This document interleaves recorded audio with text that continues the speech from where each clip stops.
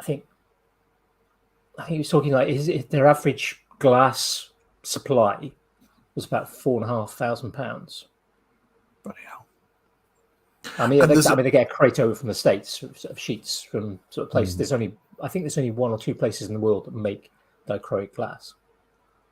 But there's also an element to how much did they spend in research for that? Because you're talking about the weight compressing the glass down to a specific thickness.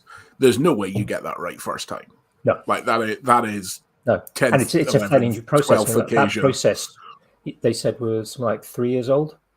No one was doing it more than 3 years ago. They've been doing it for a couple of years. Oh, crazy. Like, yeah, you're going to be getting that. I'm just trying to work out that kiln cost, because that sounds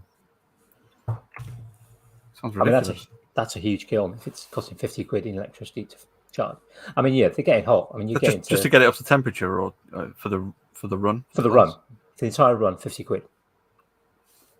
But yeah, it'll take. I mean, my sister's kiln, electric kiln, I think they used to run it for kind of 18 hours.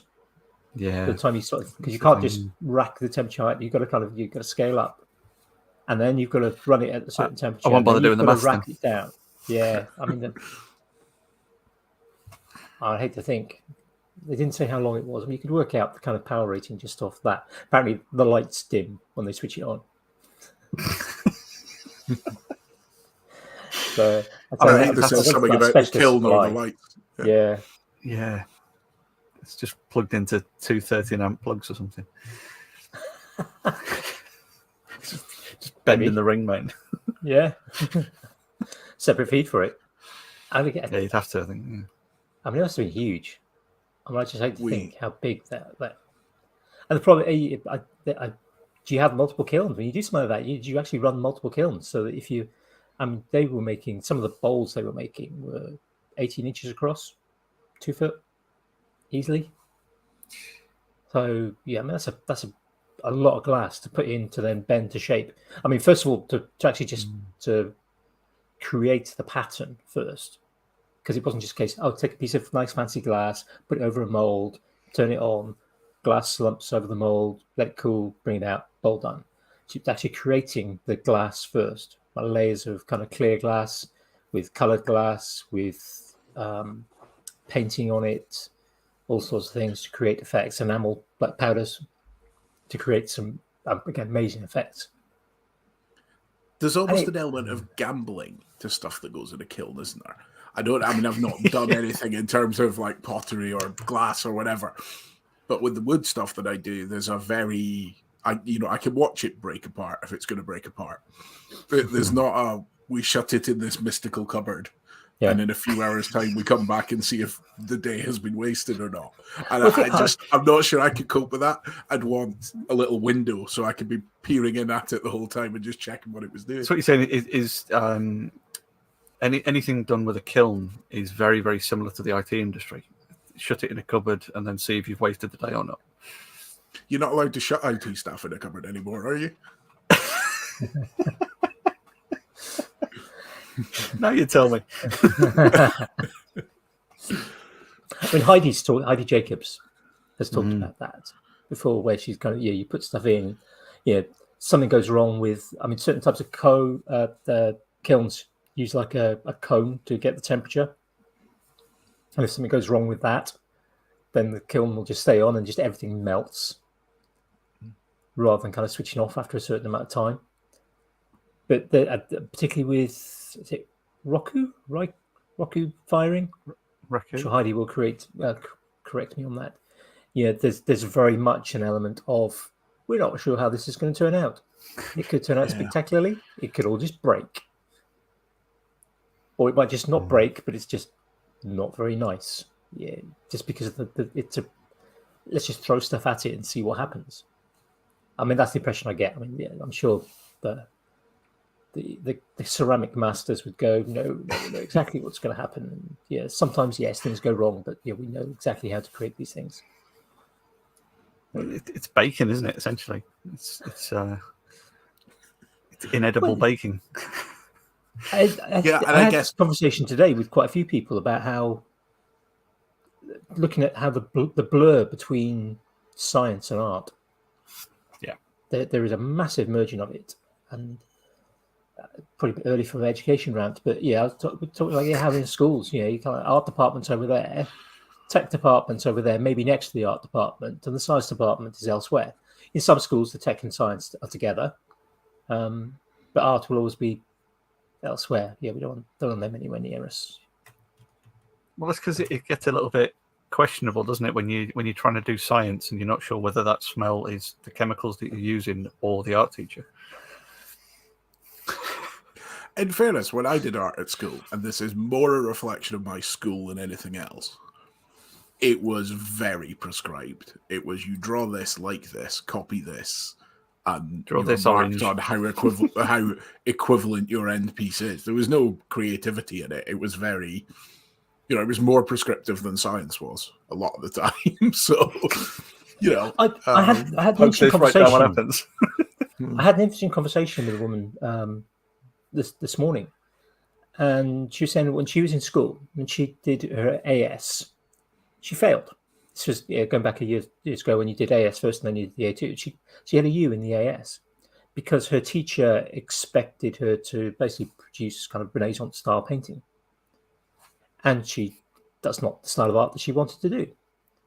And then it just happened that the teacher left that year, so she had a new art teacher, did the AS and the A2 again, did the AS again, and then did the A2 in the sort of second year to get the full A level, and got a B, and went off to art college.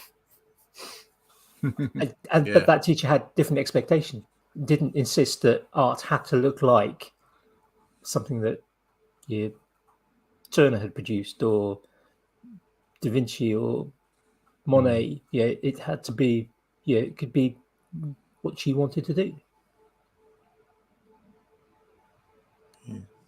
So I had a question for you, Andy, actually. Your line drawings that you do daily. Now that you've passed the however many 100 or 1,000 that you're up to. 634 today? 634. I'm really so impressed. One more year. 365 days. One more year. Worked out earlier. Actually, no. No, I tell a lie. It's less than a year before I reach 1,000. Yeah. Which maybe makes this question redundant because that seems like a really good goal to aim for. But have you considered changing medium? So, like, obviously, ballpoint pen on paper, you've been doing for ages. Oh, I'm on rollerball now. Considered going... Oh, sorry. I shouldn't question the method. No, I was... You were talking earlier on when we were chatting earlier about somebody doing stuff with copper and etching stuff, or have you considered messing with the medium at all? Well, I mean, with the drawing itself, I want to keep drawing, and I'll probably carry on with kind of the one-line stuff just because I'm slowly starting to get better at it. In my mind, at least. Yeah, I look at there's a few one-line artists that I follow on Instagram. And there's a few people I've seen who just literally take a blank piece of paper and it's just there. And there's no reference pictures. There's no kind of pencil line that I sometimes do. It's just straight in. So I'm going to carry on doing that. But I do have in mind at some point to start, probably to add on, just as an addition, to practice proper sketching. So actually sort of shading stuff and just pencil, and not worrying about one lines or anything like that. Just kind of develop my sort of thing. Today, as I mentioned later, I was producing some inks, and I kind of we were given brushes and a stick as a kind of to apply it to paper. And I was stuck between two people, one who's kind of got an art degree, one who probably could, and it was just like, what do I do with this brush? It's like, I was fine when there was this bit where I had to kind of do a black square. That was fine. Managed that bit. But trying to actually produce anything, I was trying to remember some of the one-line drawings I did. And it was just like, so I'm probably going to do some stuff like that. I'd like to make some more inks, but I'll probably use like dip pens rather than trying to use brushes. Will I at some point get into like brushes and paint and stuff? I don't know. I don't know about that way. With the one line, I do have a fancy to try and produce kind of 2D plus So maybe with string, wire, possibly even 3D, but that's certainly cool. 2D, certainly 2D. Not quite. You guys are not old enough to remember the kind of the string and pin things that were very popular in the 60s and 70s. They've had a bit of a resurgence. A lot of sort of geometric type things. But I fancy trying to sort of do something with maybe some 3D wire. dot to dots. Yeah, maybe something with some wire. I've seen a few examples that kind of think, oh, I can combine that and maybe produce something different. So I've got some thoughts on that, but hopefully, hopefully something that's on my list of things to start working on when I start getting back into the tinkerage properly, which will be my tension grabbers will kind of explain why that's not happening this week or next week. But it's it's gonna. I want to keep doing art. Yeah, I've been doing arty things now. I mean, actually, it's 634 days is the counted one. That misses out on the first Inktober that I did. So that takes it up to 665, I think. Plus, I did a couple of days before that, drawing every day. And I do want to kind of try and maybe do. Some days it's just I just do it because I need to do it, and I don't really put much effort into it. Some days I put more effort into it. I'd say the past few days I've put in a bit more effort. Then other days I put in quite a bit more effort, and you can see it if you look through my Instagram timeline. Yeah, it really is quite obvious. You see, I always wondered whether it was because there is a variation in them, but I guess there's that whole thing of sometimes the really simple ones are the really complicated ones. So I always assumed with the one line thing, because I've never tried it, that actually some of the ones that look really simple are probably the hardest to work out. I wouldn't necessarily feel massively. Actually, it does. I wouldn't feel confident saying he put less effort into that. I think it's No, there are days it's literally it's 5 minutes done and posted. Yeah, and I post to 3 Facebook accounts as well. So Tales from Tinkerage, my own personal one, and Kicking the Creatives, which is an art group. So I post to that after I post to Instagram. And there are days where I've done it all in 5 minutes because it's just like. I mean, there's that one day where I just literally just scribbled all over and just the prompt was mess or chaos. I just literally took the pen and just did that back and forth for 10 seconds and then kind of photographed it. Yeah, just do Al's Hack Shack logo as well. It's basically the background to it, without the face. Yeah, so it wasn't even kind of that complicated. You phoned it in. Yeah. But there's other days where it's kind of I spend half an hour just trying to find the right image because I can't do it from my head. Google Images is my savior, and then I find a good image, and then I kind of think, oh, can that be one line? I go, yeah, I think it can. And then I kind of sketch it out in pencil. I don't always do that, but this month I have been doing more pencil sketches first because I think it produces a better quality finish.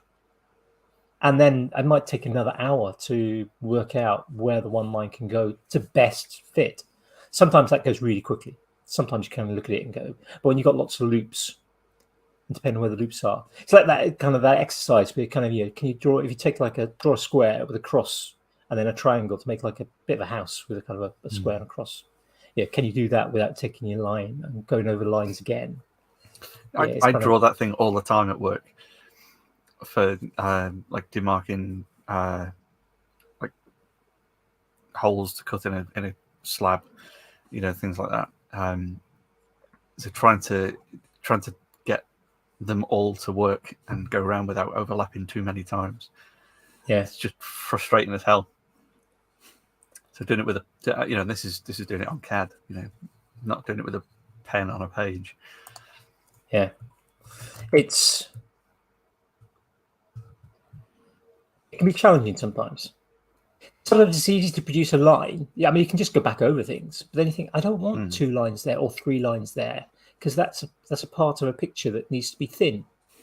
Or this bit, it doesn't matter if there's 5 or 6 lines going back and forth this bit because it's something that's would normally be black.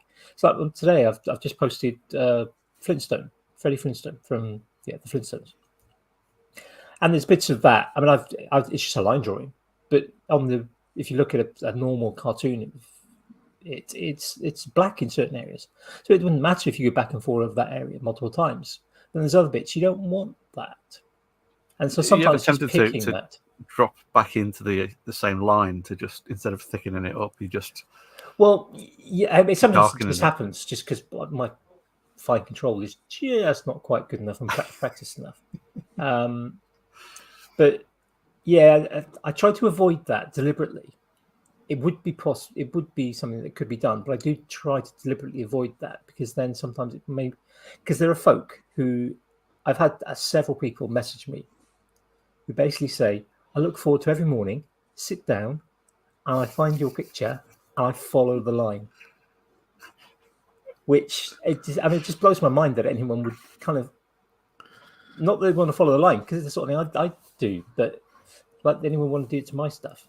That's you need to convert all of these into like a dot-to-dot book, sell it as merch, where people can sit and do your drawings, just follow all the dots in order. Ah, no, there's a thought. Yeah, there you go. You've got 600 and something already. You've got, Yeah, I think one of my list of things to do is to get better at Illustrator, because one of the things I do want to do is to scan them into Illustrator and then turn them into vector drawings and smooth out some of my poor work, because once you put it on, once you do it in ink, you can't change it, and so you get that little kind of just that little nudge, that little shudder, because I'm getting old, and it's just not a straight line anymore.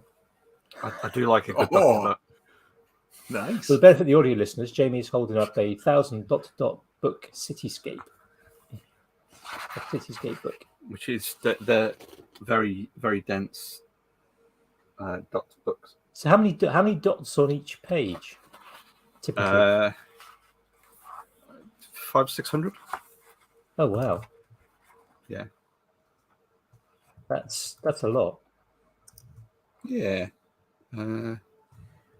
Yeah, I mean, we're up. Started working through Statue of Liberty, and there's 900 and something on it. Do they print the numbers in like grey, so they're not quite so bold? Different colours in these, so different groups, different colours. So you break groups as well. It's not like a full continuous dotted up. So you'll get like here they've got them. I think do you know what, they might all go up to 1,000. I mean, that would make sense unless there's 1,000 in there. In that, I think that might be dot, isn't it?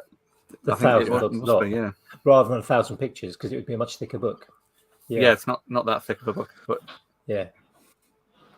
I mean, like groups of, you can't see that because the camera's crap, but groups of coloured chunks. Send me a picture of a bit, and we'll post it on the either the Maker Waffles group or just for the patrons. Right, never mind that. Send the that's link a to damn that good book. idea.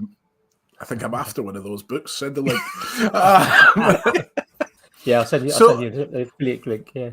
Where you were saying about fixing things in Illustrator, the thing that came to mind for me is I'm possibly misquoting this entirely, so with pinch of salt. Right. But Grayson Perry, the artist, talks about.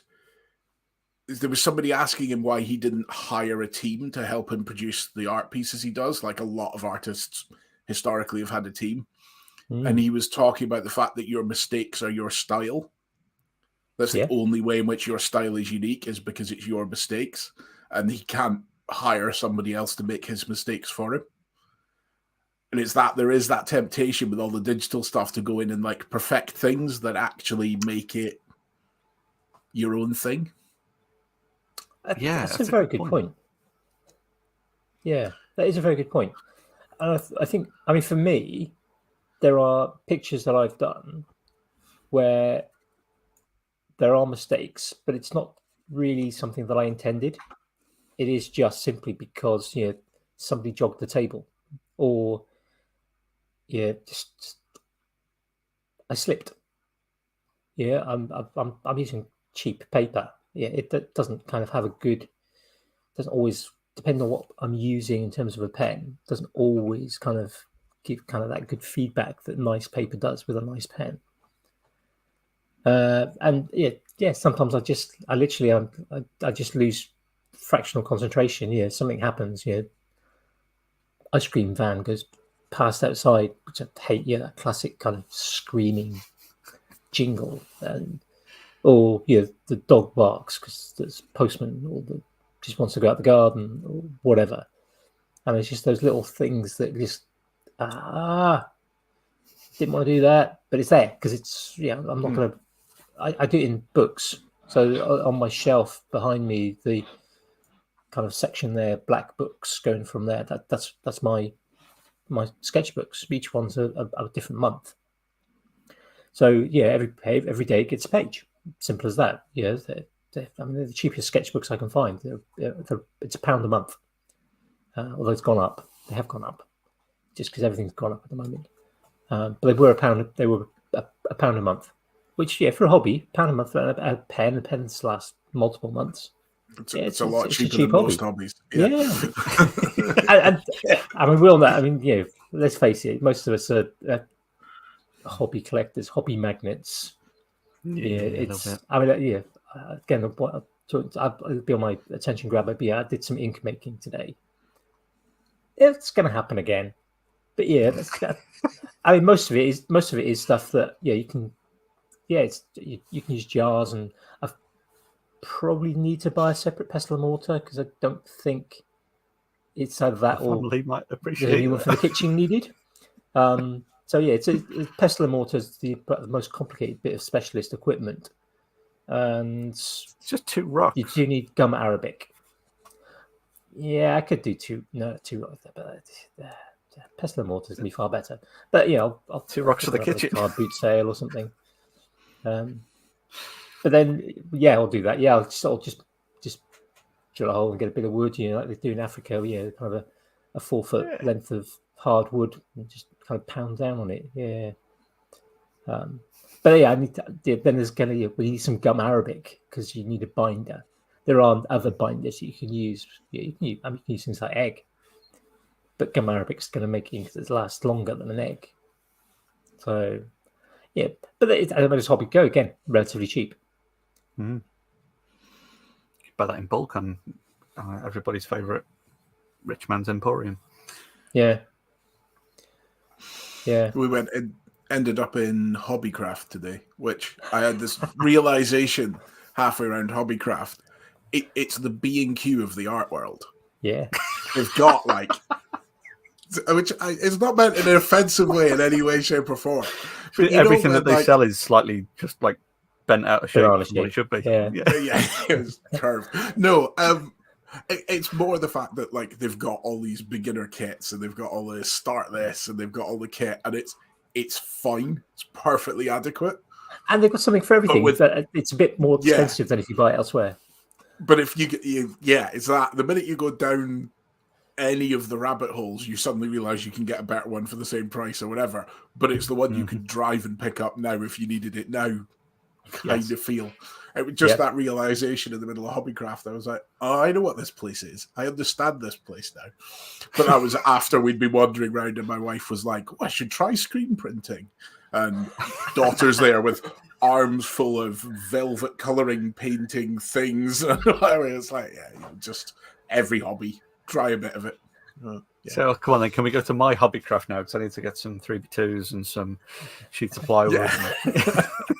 I like Hobbycraft. No, in fairness, I took up. So when I was younger, I used to make Airfix models, loads. Yeah, Hobbycraft have a load of the Airfix models. Yeah. So there was a point last year where we went in, and I had no intention of getting anything. We were there because we needed some bits or whatever, and went up and ended up with a little Jaguar E-Type model, and halfway through a Land Rover at the moment, and that looks like most Land Rovers in existence anyway. What I'm enjoying with this one is it really doesn't matter how bad my paint job is; it's more realistic. It can have dents and dings, and it's fine. It's a used Land Rover. And leave the bodywork off the chassis for at least 6 months if you want to be realistic about it. That's the point. Exactly. Here's the bodywork. The chassis in the cupboard back there because I haven't built it yet. Yes, it's still in bits, needs work.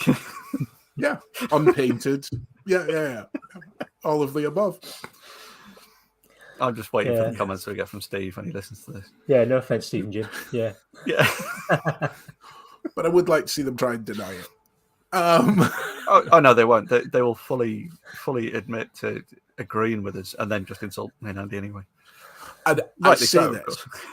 The entire reason I have the Land Rover one is because I want to do a proper Land Rover build out at some point of a full-size actual one and everything like that, and it's just not near enough the top of the priority list at the minute to spend the money. So it was like, right, I'm going to get the 30 quid model one, and we'll build that one out because it's the closest I can get. But and it's easier just using a bit of poly cement to glue the bits together than it is trying to figure out which Whitworth spanner you really do need now because nothing else fits. Yeah. Or if you get one of the ones that is kind of a certain age that is kind of part imperial, part metric. Well, because they were using. I think Jim's going to kill me for getting it. Jim will correct us. Yeah. Yeah. At one point, they were using. I think they were using Whitworth threads, but with metric heads on them. So it wasn't just a case of mixing and matching types. It was mixing and matching breeds of types. And that assumes that nobody's been in and done something since. Yeah. Because at that point they've introduced whatever was in the bucket of screws that lives near the Exactly. Yeah, you never replace like for like, you replace for like for something better. If you're lucky. No, you replace like for whatever you've got. Yeah. Sometimes that's better, and sometimes it's 3 screws wedged into the hole because them in a washer will hold it. Yeah. Fill it full of hot glue so it doesn't rattle around. Yeah. And then very carefully place a sticker over it so nobody can see. Yeah. Yeah.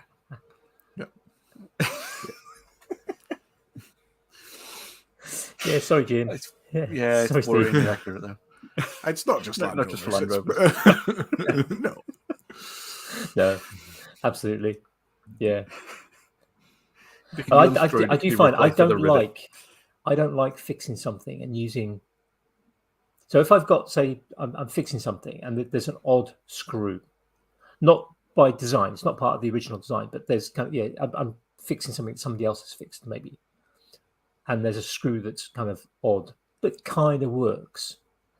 I'm sometimes inclined, if I haven't, which is difficult not to happen because I probably have several thousand screws and bolts and nuts and things of many in one decades eras. No. I've got multiple tubs. It's just too heavy to put them all in one tub. But I sometimes like to kind of go, right, there's 3 in a 1. This is no good. And I'll take all of them out and replace with 4 that might be different again, but work. So that then it's at least 4. I was going to say it because that's what I would do. If you've got 6 bolts on a thing and you've lost one of them, I'd rather stick 6 that don't quite work but look the same. Yeah. Than have 5 that are probably perfectly serviceable. You see, I would have the thought, but if I'm honest with myself, I probably wouldn't go through with it. I'd go, I could swap all these out, and then it would be like, oh, these ones are here. Let's just crack on. And I would always mean to. It would be next time I've got that apart, I'll swap them out. And then the next time I would remember is at the same point in the process where I was about to put it back together, and when all the local shops are closed, and you need it ready before any other delivery would arrive. And, and because of previous job I used to do, what my workshop is full of is M8 and M10. So that doesn't really work for most things. I mean, on the basis that you're upscaling so you can probably make the hole the right size because you're definitely making the hole bigger, fine. But, reassembling the Game Boy I built. Reassembling the Game Boy for Emma was, it's not going to work. Well, it would function to hold it together, I'm probably moving problems elsewhere at that point. Throw back to Grayson Perry. It's introducing your style. Correct. Yes, I might try arguing that. I'm not sure. Yeah, I think there's a scope for a whole new YouTube channel just doing that, where you kind of fix things, but you kind of use. Yeah, I didn't have any M3 bolts anymore, so I used M10. Well, all these restoration channels that seem to get millions of views because they know how to use a sandblaster. Right, that's kind of as much as I can work it out at the moment. Getting an Evaporust sponsorship, yeah. You could do videos that came across as incredibly serious like those and start off the same and then just put it all back together with, M30s or, just one big bolt through the whole thing. They're expensive. They're expensive. I was going to say, instead of going, this did have 4 internal fasteners. Now it's got 6 external fasteners and big washers. Yeah. Clamp it from the outside, that'll do.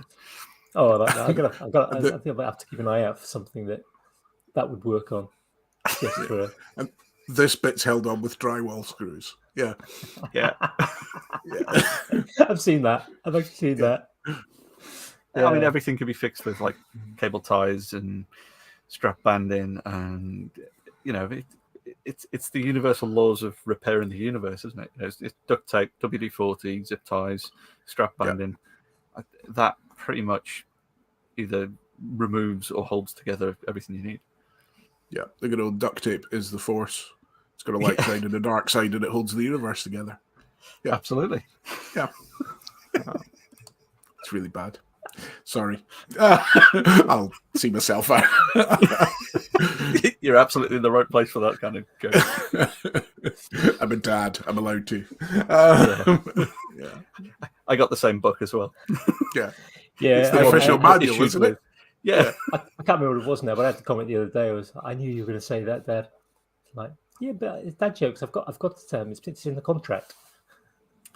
It's fantastic. My wife she tells dad jokes all the time now as well, and it's got to the point where the young one will as well. So quite often I'm struggling to get the dad jokes in before everyone else. No, I just get eyes rolled at me from all around the room. But the problem is the other jokes I know are not ones I'm going to share with a 7-year-old. So that's now where I'm limited to. So, yeah. Entirely fair. Now, talking of new YouTube channels, ideas. Look at that for a segue, Steve. Yeah. I'm taking notes, Steve. What you've done is you've properly followed Steve there by calling out the segue, and now it's Jamie and I's job to make this bit last 5 minutes before we actually get to the point, isn't it? Yes. Well, I think this is the point where we've got to either embrace either the Alan Brett route of completely distracting Andy, or the Red and Jan route of completely distracting Andy. So I think either way, we just chat for another 5 minutes between ourselves. Andy will have completely forgotten the segue he was on about. Yeah. Yeah. Happy to be guided by you, Jamie. That's fine. You let me know. But anyway, starting new YouTube channels, you just have. I have, yes. Literally 2 videos out so far. It has been going for... Third video goes out tomorrow when I finish editing it. But this has been just over a year in the making, which is weird to say. And the reason for it taking that long is mainly my imposter syndrome and not getting my backside in gear to actually film some video. Because, did Maker Central give you a bit of a kick up the backside then to realise that you're just one of us? Yeah. So, I maybe tell me to shut up whenever you need to, but I'll maybe go into where it came from, because I started my woodworking YouTube channel when I'd done a video before we hit first lockdown and whatever, but when we hit first lockdown, I started doing a video a week because I was furloughed. I was kind of kicking around, needed something to focus on. Of course, yeah.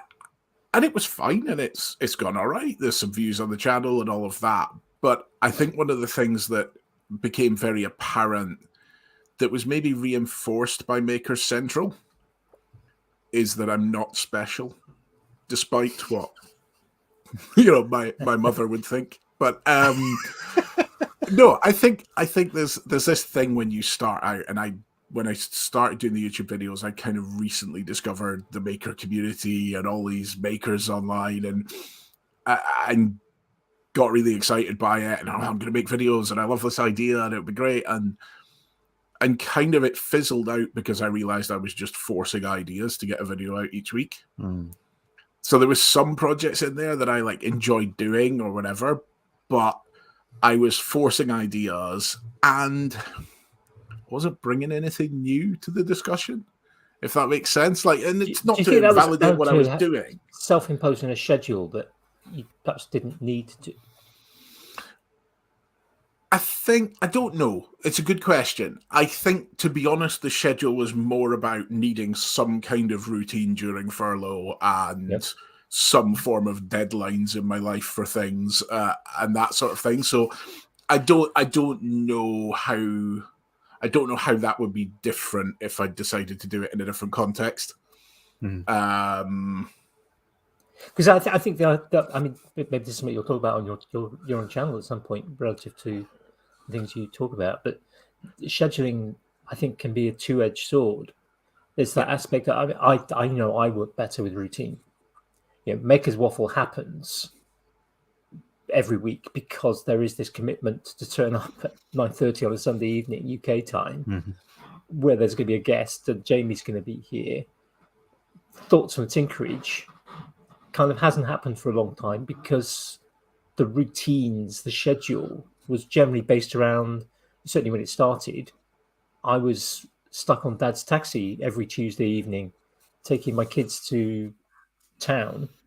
And it was just, even then the price of petrol is like, right, by the time I drive back, I might get a quarter of an hour before I need to then drive back again. So why waste kind of all that driving time? I can just take a book, I could go for a walk, I could do some shopping and make effective use of that time. And I can also sit in the car and record some thoughts and then post out. So there was a schedule that was imposed that was very useful. Now, certainly for me with lockdown and family were at home, I didn't have that schedule in place for that. That the kids weren't going to their things. I wasn't therefore taking them. So I wasn't in that situation of having some time when I couldn't do anything else. And so that kind of has, for me, I work better. I think this is kind of down to my own kind of neurodivergence. I work better when I have a schedule, when I have things fixed in place. I spent 20 years working in schools. My entire year was based around a timetable during the day. And that was then there was a secondary calendar over the top that was somebody else was in control of with term times and when exams were and things like that. So I was constantly in a schedule that I had no control over to a certain extent. And that worked really well for me and whatever. So the more I can actually build into my own self, and this is something I struggle with, establishing certain routines. There are certain routines that are well established. I get up, I take my tab. There's other things fit in as well. I get up, I do sort out breakfasts for those that are going to work or school. I make them pack lunches. I sort out the dishwasher. I get dressed. I take my tablets. I take the dog for a walk. I have my breakfast. You got any rooms available? This sounds great. Yeah, this is an established, for me, this is an established routine. Partly that's down to I have to take my tablets a certain time before I can eat. So I can't kind of not follow that routine. Now, some days I take the tablets at 8:30, sometimes it's 8 o'clock, sometimes it's 9 or 9:30, depending on what else is happening. But there's a kind of that schedule still happens, even though it's not necessarily on a time. And those certain things for me are well established. And certainly one of the things that I hope to do now, kind of for us, homeschooling has finished, is to establish more of a kind of routine where it's kind of like, particularly in September when everyone else has kind of gone off to school or work, and I can kind of sort of sit down on a Monday morning. Monday morning will still be Mick as Waffle type of audio editing, but yeah, Tuesday morning at 10 o'clock, after all those things are done, I can sit down and go, right, I'm Tuesday mornings, 10 o'clock is now Thoughts on the Tinkerage time. And on Wednesday morning at 10 o'clock, it's spend an hour practicing Illustrator or Photoshop. So I'm hoping I can establish those things as fixed routines. Yeah. So that I will always kind of fall back on them. And I think then scheduling can be good. But I think particularly with YouTube, sometimes we kind of get that. And I suffered the same, I think, at certain points where it was kind of like, I'm producing a video just for the sake of producing a video. Yeah, I don't think it was ever necessarily on the video side that I was feeling it. It was more so with doing maker projects as a YouTube video, you can't just sit down and film the video and be done. Because, well, I've done this bit and now I need to let the glue dry overnight. You know, it's Laura Camp's let glue dry thing, isn't it? So you're filming a bit then, and then you're filming a bit then, and then you're filming a bit then.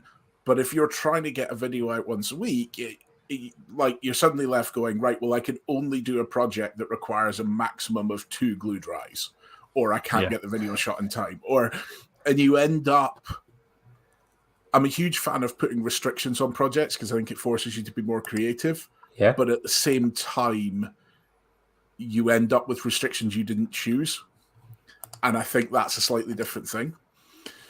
So the kind of part of that was I just got to a frustration with that. I ended up changing career and new job and a whole different industry and all of that I'm working in now, which meant the videos just kind of went by the wayside a bit in terms of putting new things out. And I did the Open Hill Knife Challenge. I've done a few like one-off videos that I put out.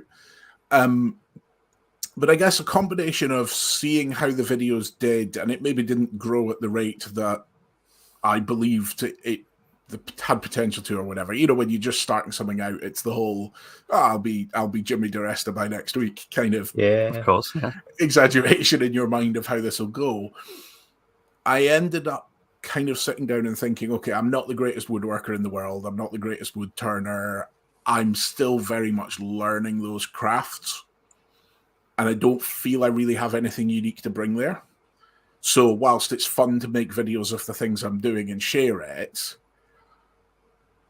the value of those videos to other people is maybe reduced. Reduced is maybe the wrong word. Maybe it's just different. Maybe it's entertainment rather than...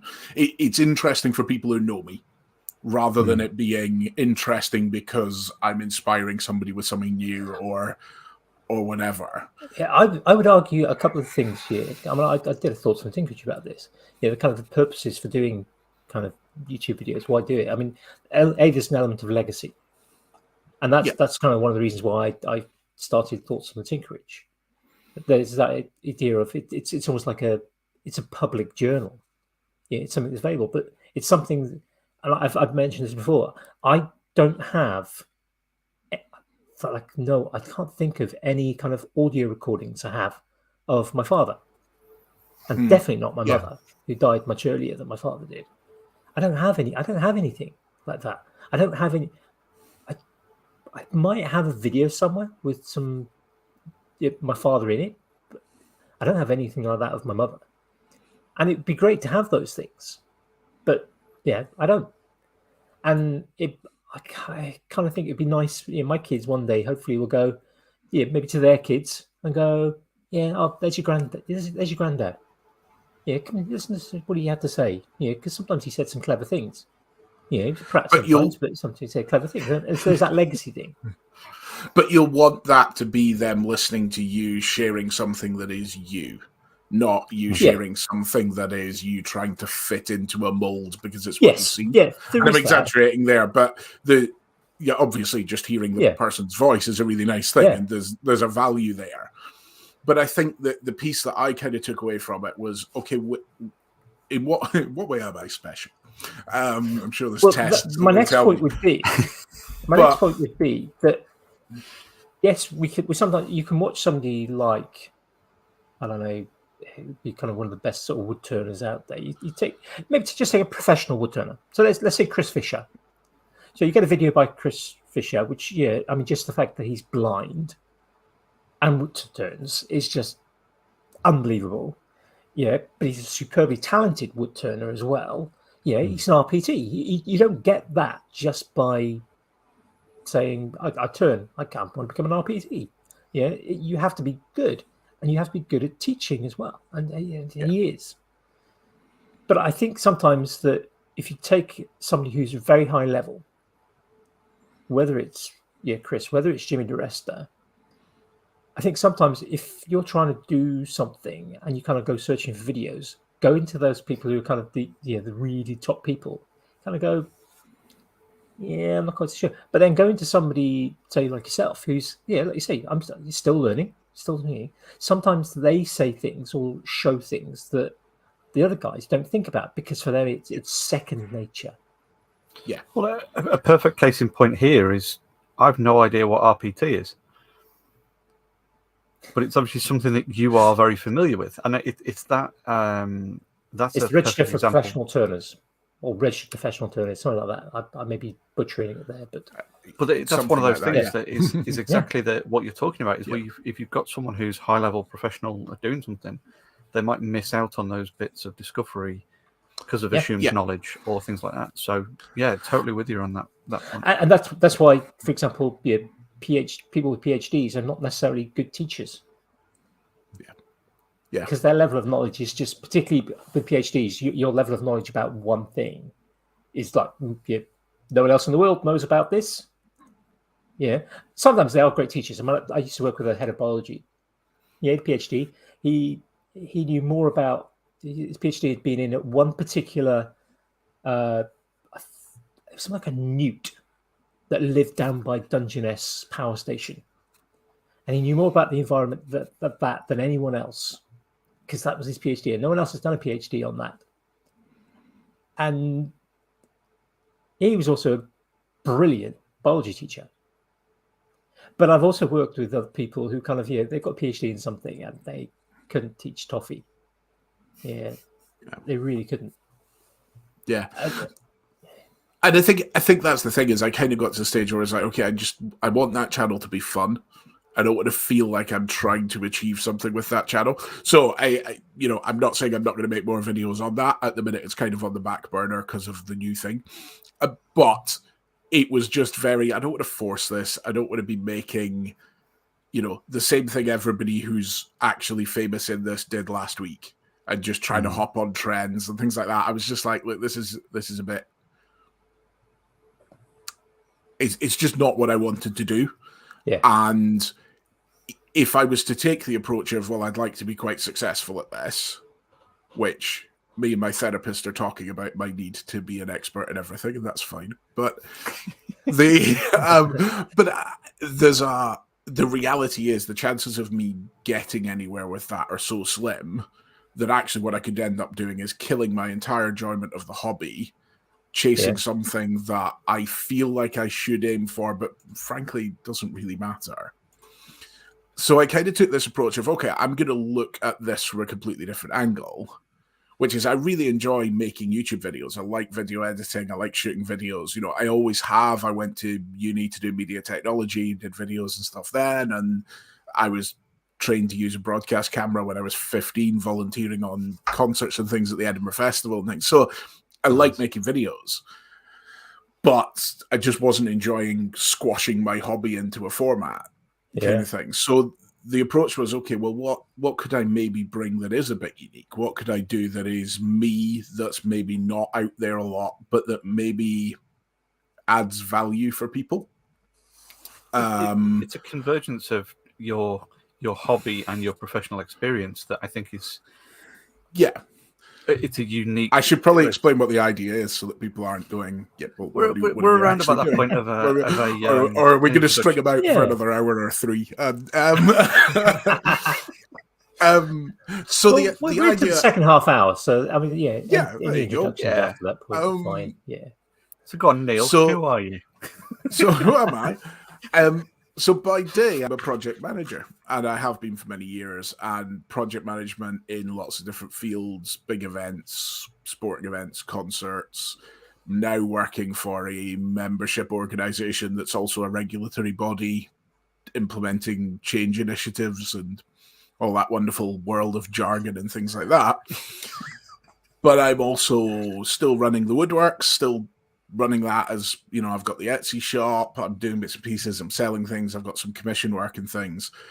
And the key piece that I realized that I could maybe help people with was all the project management methodologies and things that are used in big business involve sinking a lot of cash into going on training courses to learn the methodology.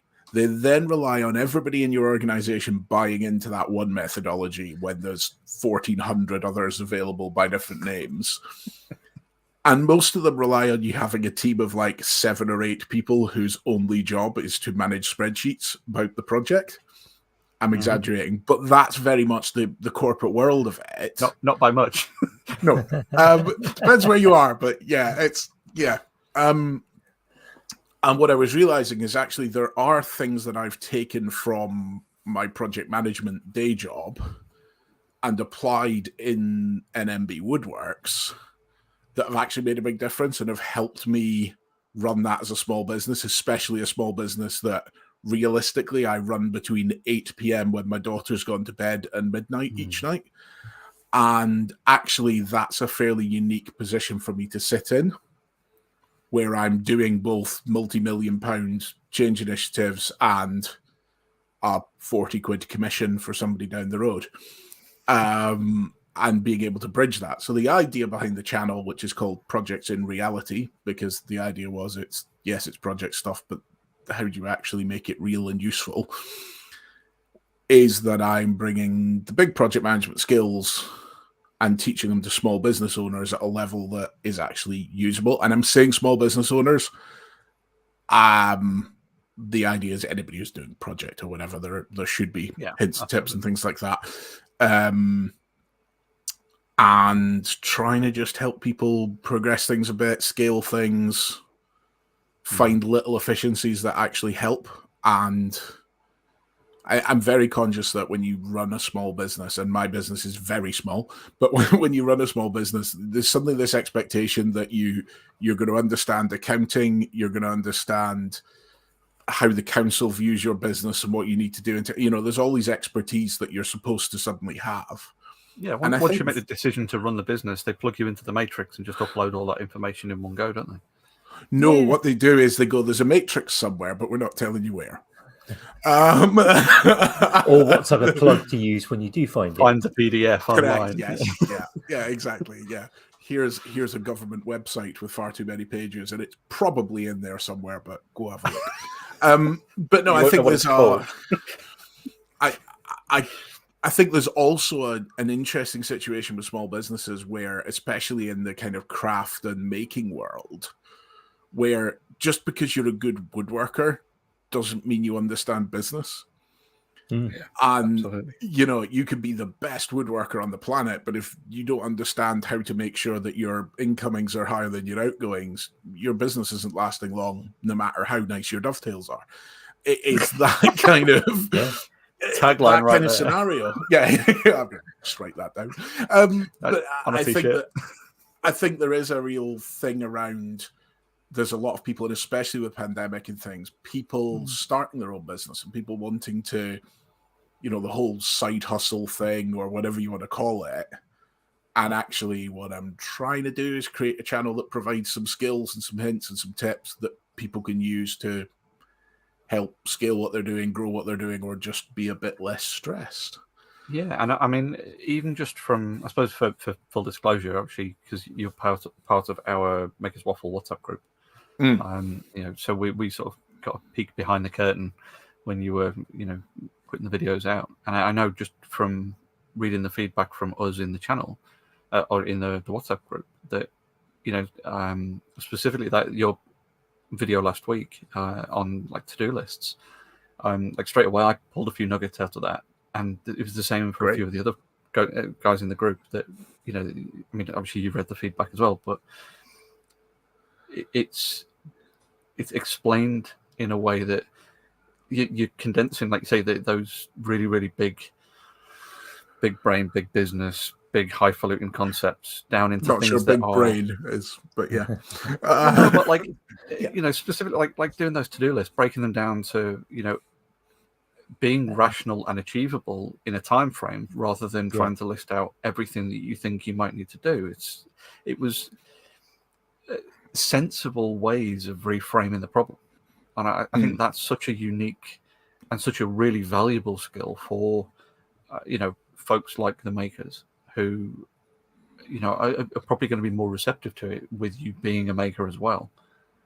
It's I hope kind so. of, it's sort of pitched for us, how to be a little bit more productive or how to be a little bit less stressed or less frustrated or keep a tighter wrangle on the spiraling nuances of a project or I'm looking forward I think to the point I'm really looking forward to, and I hope I get to this point at some point, is where people start sending in ideas. Because at the minute I'm very much sat here going, well, I can tell you what I've found useful. That doesn't mean it's useful for anybody else.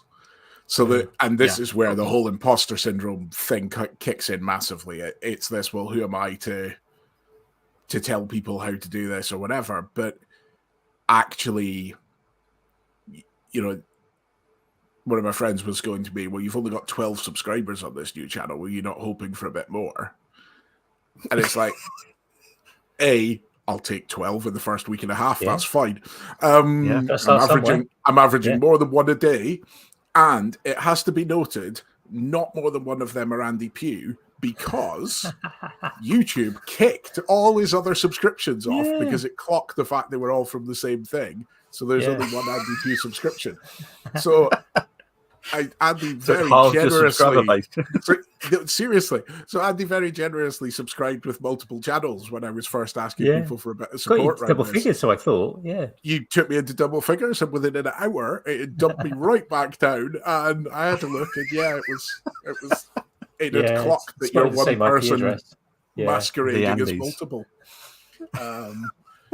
But I think this the thing is, I'm looking at this as very much, I want to develop something that's actually useful to people. So don't get me wrong, I have things I would like to do in the future with this. I am seeing this as its own little business, and there's ideas I have, but this is not about, let's get to monetization or let's get to this point or whatever. This is more about me going, actually, I can see a way in which I can maybe add value to people here, and I'd love to develop that. And actually, what I would love to do is facilitate a space where other people can add value. And, it's not just my voice going forwards at some point, maybe. I don't know. I'd like loads of ideas and things.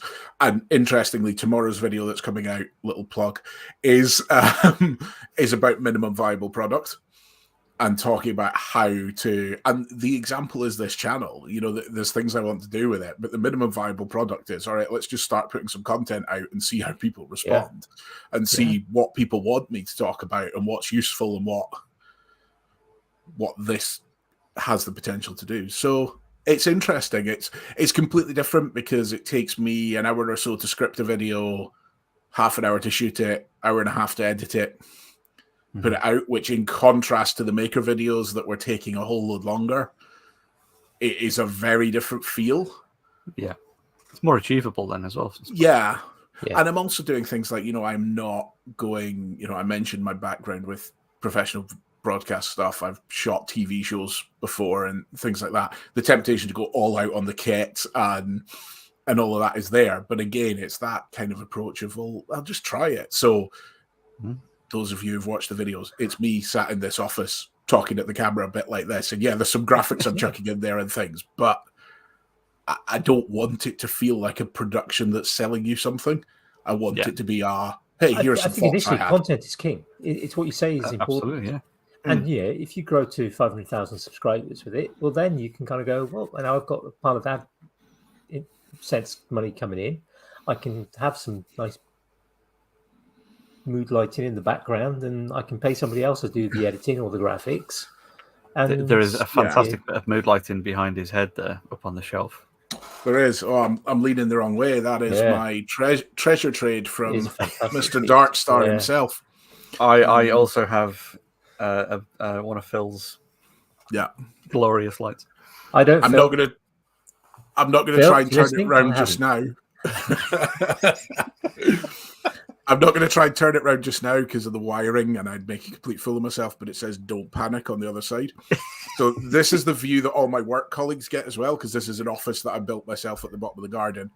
Fantastic. So that I wasn't working in the house. I was like, right, I need a space to go to work, and I need to be able to shut the door after work, and But it is fantastic to go into certain project meetings with that turned round. So it just says "Don't panic" it, and it lights up red. So you sit there with the controller and just switch that on. But fantastic. Oh, I like that. Yeah, but when you go bigger, but I think it's important. I think getting certain things right, I think, are always important. I've seen a few people start. Particularly, I can't remember, Neil, if you were part of the small workshop YouTube makers group John Clothier put together, which is closed now, unfortunately. And that was quite interesting. You get a lot of people. There were small workshops by size, but it would also turn naturally to actually most people were small YouTube channels as well. Yeah, and it's interesting sometimes to see sort of some people come in and sort of start out, and some of them have gone on to make considerably sized channels. They're building up. Maybe they're not director levels, but they're producing good quality channels, and they're producing good stuff. And people in the kind of tens of thousands of subscribers, which is no mean thing. No, but sometimes you kind of sort of people would come in kind of with that idea. I'm going to be a big YouTuber, and I'm going to literally stick my camera in one corner of the workshop, and then kind of almost arrester style kind of I just have a almost time lapse where most of the time all you see is their back, and you don't see the piece of work because their elbow is always in the way, and things like that. Not the occasion. I mean, occasionally it happens. However good you are, you're filming something and your hand is in the way because that's the safest way of doing it. But that's kind of forgivable. But when you kind of got something that's kind of just poorly shot, poorly put together, poorly edited, you've got the stop. They take a break for a cuppa and you get like 30 seconds because they've sped it up of them drinking a cup of tea, and you think, I don't know you. You've got 35 subscribers, probably half of whom are your family, and I'm watching you make a cup of tea. It's not giving me any value in that. Yeah. But it doesn't matter. You get somebody else who kind of goes, well, okay, I'm not going to have a cup of tea. And they make a bit of effort to kind of show what's happening, to talk about what they're doing, to share a little bit about themselves. And you kind of go, I can get to know this person. Okay, the quality's not 100%. The video could do being improved a lot. The audio is okay. So that's probably a key thing. And they get better and they get better and they get better. And you sort of see those kind of improvements. And you think, that happens, and that's going to happen. Hardly anyone starts kind of with 12 subscribers and puts out something that's of the same quality as somebody with 300,000, 500,000, 1 million subscribers, because there isn't the practice. Yeah. So one of the things interesting, you talking about the number of subscribers. One of the things I worked out early last year. I can't remember when it was. Kind of went for a walk with my wife at local country park and just chatting about things. And I was getting frustrated that I wasn't selling much on Etsy from the woodworking point of view. And I was like, it's tiny numbers compared to lots of people. I was like, I've got like almost 2,000 people following me on Instagram. Why is nobody buying anything and whatever? And suddenly realized that I have 2,000 people who can also make the same thing following me on Instagram. Why are they going to buy from me? And that sudden realization that the number makes absolutely no difference if they're not the right people. Yeah. And there's a blog article that everybody cites, the 1,000 True Fans that Kevin Kelly wrote, which, to summarize in case anybody's unaware of it, the whole idea is, look, if you've got 1,000 fans who will buy what you produce, you've got a business. If you've got 1 million subscribers who don't buy anything, you've not. Yeah. And it depends what you're trying to achieve. And, I have no ideas about giving up my day job or anything like that. And this is not as I say, this is not about a money-making exercise, but it would be really nice if I could get to the point where it kind of funded itself. That's kind of my very lofty, ambitious goal, that break-even would be quite a nice place to be at. And I was suddenly realizing, actually, I don't want that subscriber count to grow rapidly. You know, things like all these sub for sub things that you get about YouTube, and if you sub to me, I'll sub to you, and you know, even to the ends of you can buy YouTube subscribers. It's which, if anyone's thinking of doing that, do not go near it. It's really a bad idea, however great it might seem. If you're not getting the engagement from those people, then it doesn't mean anything. If they're not watching your videos, it doesn't mean anything. If they're paying for the engagement, which is also available, you have to keep paying. And when it comes down to the purpose I have behind this, which is to add value to people, well, I can't add value to anybody who's not looking for that value. Yeah. So I would rather have this grow really slowly with, you know, I'm very grateful for anybody who subscribes to it, but I want people to subscribe to it because they're going to find it useful. And I would, if it takes me 10 years to get to 1,000, fine. You know, what I want is to create something that people get a value from, and that can, it's got some value to it in itself. Other than just here's a platform for selling marketing on. And it sounds very, very, this is all about creating community and it's all for other people and aren't I wonderful and things like that. It's entirely selfish as well. You know, I want to hear from everybody else how they manage these things, because I'm not sitting going, I know all of it. I can go, here's what big scale project management tells us that we can pull into this that actually is a useful thing. But, you know, my wife disagrees completely with a lot of my to-do list video. That because she has a completely different approach. There's color schemes. It goes in this notebook if it's this notebook if it's that. And everybody has their own thing. And actually a space where that can become discussed is more valuable to me than a YouTube plaque, I think, is the approach I'm taking to this, which I'm not going to say I don't sometimes have to remind myself when I'm planning this, because it's easy to go down there, especially as a project manager. You know, you're looking for metrics. It's how do I measure success? How do I know that we're succeeding here? Well, the only metrics you really get that are cold, hard metrics are views, subscriber count, and everything with the analytics. And what I'm saying, is I'm ignoring that. Yeah, I think. Go on, Jimmy. Go on, Andy. Go on. No, you go. I'm drinking it. I think to be like actively avoiding looking at that, I think it's totally the right thing to do, because it's going to give you that opportunity to focus on producing the content that you want to produce, rather than feeling like you've got to meet specific targets and specific goals. And I think the thing that people, I mean, this is a guy who has 0 YouTube channels. You know, I chat with Andy every week, and that's as far as my YouTube presence is concerned.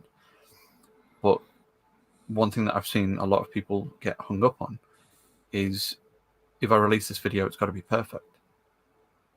And because you've got that feedback of multiple, you know, different views on how to do a to-do list, you can reshoot that video on updated information on doing a to-do list, and it's still valuable content.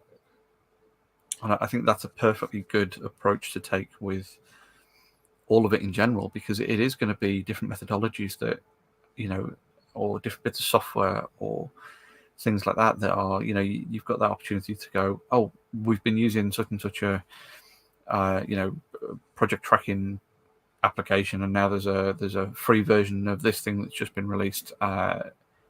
Here's how we can reapply that to some of the things that we've done before. And, you know, it's that kind of like, it's a very good opportunity to reshoot content and update content, whereas you wouldn't necessarily get, you know, here's how to remake the coffee table that I made last year, but using a different tool. You're not going to do that because you've got the coffee table that you made anyway. So you're not going to make a duplicate of it. An extra 20 liters of resin. Yeah. Yeah, absolutely. Yeah. Yeah, and I think I'm also excited about there being opportunity as I go forward to get other people involved, and whether that's interviewing people, whether that's letting people do a kind of channel takeover for a week or whatever, but just finding other people with useful skills, but an understanding of how skills that are usually reserved for big business can actually be useful in small business. And I think within the maker community, there's loads of people with those skills. I think there are loads of people whose day job gives them a really interesting and unique position on how they approach projects, how they approach organizing things, or just whatever they do that actually doesn't necessarily get communicated. And it's maybe even a kind of a blind spot for the person who's doing it. You know, until I started to try and script out videos for this, I hadn't realized quite how much I do pull over into the woodworks. I was suddenly like, oh, I do that, don't I? Is that not normal? Doesn't everybody do that? So that was something that I found with like teaching the Fusion 360 course to a load of makers back in 2020. That you know, I've been a professional CAD person for 2 decades. You know, I know CAD very well, but there's still an element of imposter syndrome. And then when someone asks you a question about the thing that you know, like you said before, you know, you're sort of underselling your knowledge and your professional experience.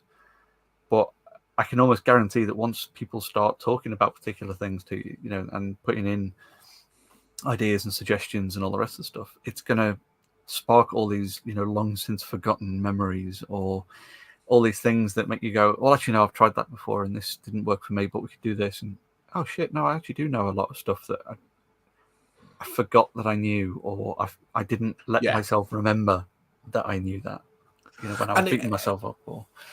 And it's even it's the old driving the car analogy. Like, once you've been driving a car for a certain amount of time, you don't get in and think mirror signal maneuver. I need to press the clutch there. I need to. You just do it.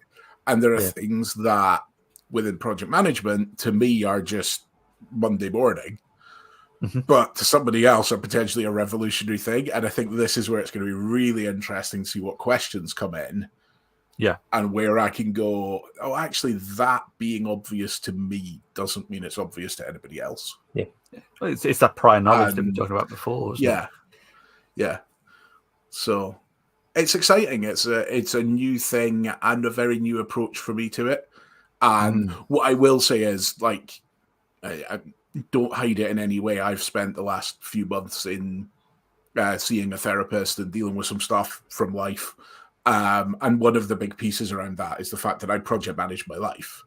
You know, there is whether I want to or not, it's built into me to the point where, you know, one of the things we talked about at the beginning was I walked into my first therapy appointment wanting to know how many sessions there would be and where I should be by what point and whatever. And now when I look back on that, that's utterly ridiculous. But that to me felt very natural because that's the approach that I take to my life. Yeah. But I think trying to take this channel differently and going, okay, well, actually the measure of success is the people commenting and going, hey, this really helped me. Or I never thought about this way, which are really soft, vague metrics that in a project management world would drive me up the wall. You know, we the organization I work for, we do a member survey of our 35,000 members every year. And the bit that annoys me the most is the fact that we include a free type box. Now, I completely understand why we do it, and it makes a lot of sense. But that data is not data to me until somebody has spent 3 weeks going through this all and trying to turn it into something. But actually, what I'm saying is this project that I'm working on myself, I'm trying to stay clear of the metrics I would usually go for. So it's really weird, but it's kind of an exciting There's a novelty to it all. It's developing soft skills there, isn't it? You know, you pulling away from hard data and trying to work on an aspect of something that you would normally there's avoid. an element often in many kind of areas of commerce and industry and research, academic, and things like that. If it's important, it can be measured, and if it's something that we can measure, then we're going to record it and we're going to set targets on it, etc. And there's kind of variations around that. But I think sometimes we need to kind of remember that actually some of the things that are important aren't measurable. They aren't things that can actually bring value. I was talking about this morning with my bookbinding tutor, and she's going to be doing some sort of adult education classes. And one of the kind of things that she's kind of concerned about, and one of the things I found when I did adult education classes as a student, was something you turn up and it would vary depending on where you were and who was organising it, etc. But I can remember when I first did, well, actually both times that I did courses on how to make silver jewellery. The very first lesson, the kind of first half an hour of the first lesson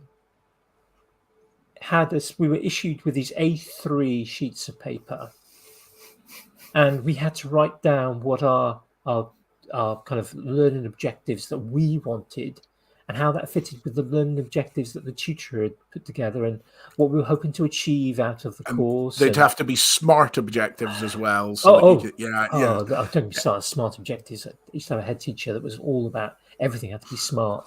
It's like, actually, no, not everything has to be smart. Not everything can be smart. Yeah, but, I mean, maybe that's one for you to especially talk the about students. One day. Well, yeah. But it was just like, no, I do this for. I mean, I was in education at the time, so I could write some of that stuff, and I could fluff it out with the best of them, with kind of the stuff they wanted to read. But pretty much, as soon as the course finished and I was given this, my copy back, it's just I just ripped it up and threw it away because it was meaningless. I wanted to learn how to make silver jewelry. I didn't care whether I was, what I was exactly going to make. I didn't care whether I was making rings or bangles or necklaces or brooches. I didn't actually care. I just wanted to learn a variety of silver jewelry techniques and get better at it and practice and do that. And that's what happened. But actually just writing that wouldn't have satisfied the learning objectives that they wanted. Things like that sometimes sort of drive me mad. But they wanted things that they could kind of have their KPIs, and things like that. They wanted things that they could measure and say, oh yeah, that's achieved. When me just saying I want to learn how to sell jewelry, that wasn't good enough for what they wanted for their indicators, their records. I think that's a really interesting point because I come from the point of view that it is always good to actually make people think about why they're doing something and what they want to achieve. Yes, but I don't think. I think the risk is in trying to prescribe how they should think about that, and especially doing that when you don't know somebody. So one of the things that I was taught by a boss many jobs ago was that the role of a leader in an organization was to lead each person the way they needed to be led. Yeah. The minute you try and blanket anything and treat everybody the same, you will fail 80% of the people that you're supposed to be managing or leading or whatever. And actually, if you can get to the point where you understand individuals' motivations, if you can understand what their motivations are, but also how they are motivated, then actually it is possible to motivate people. And if you can understand what people's reservations are and what they feel they're going to struggle with, you can help them before that's ever a thing. And I think this is the interesting thing with KPIs, where you work in an organization and basically the director is issued with their objectives by the CEO. Then the next tier down's objectives are basically to make sure the director hits their objectives. And the next tier down are to make sure that tier hit their objectives. Mm-hmm. And actually what you end up with is people with objectives that have no relevance to them as a human.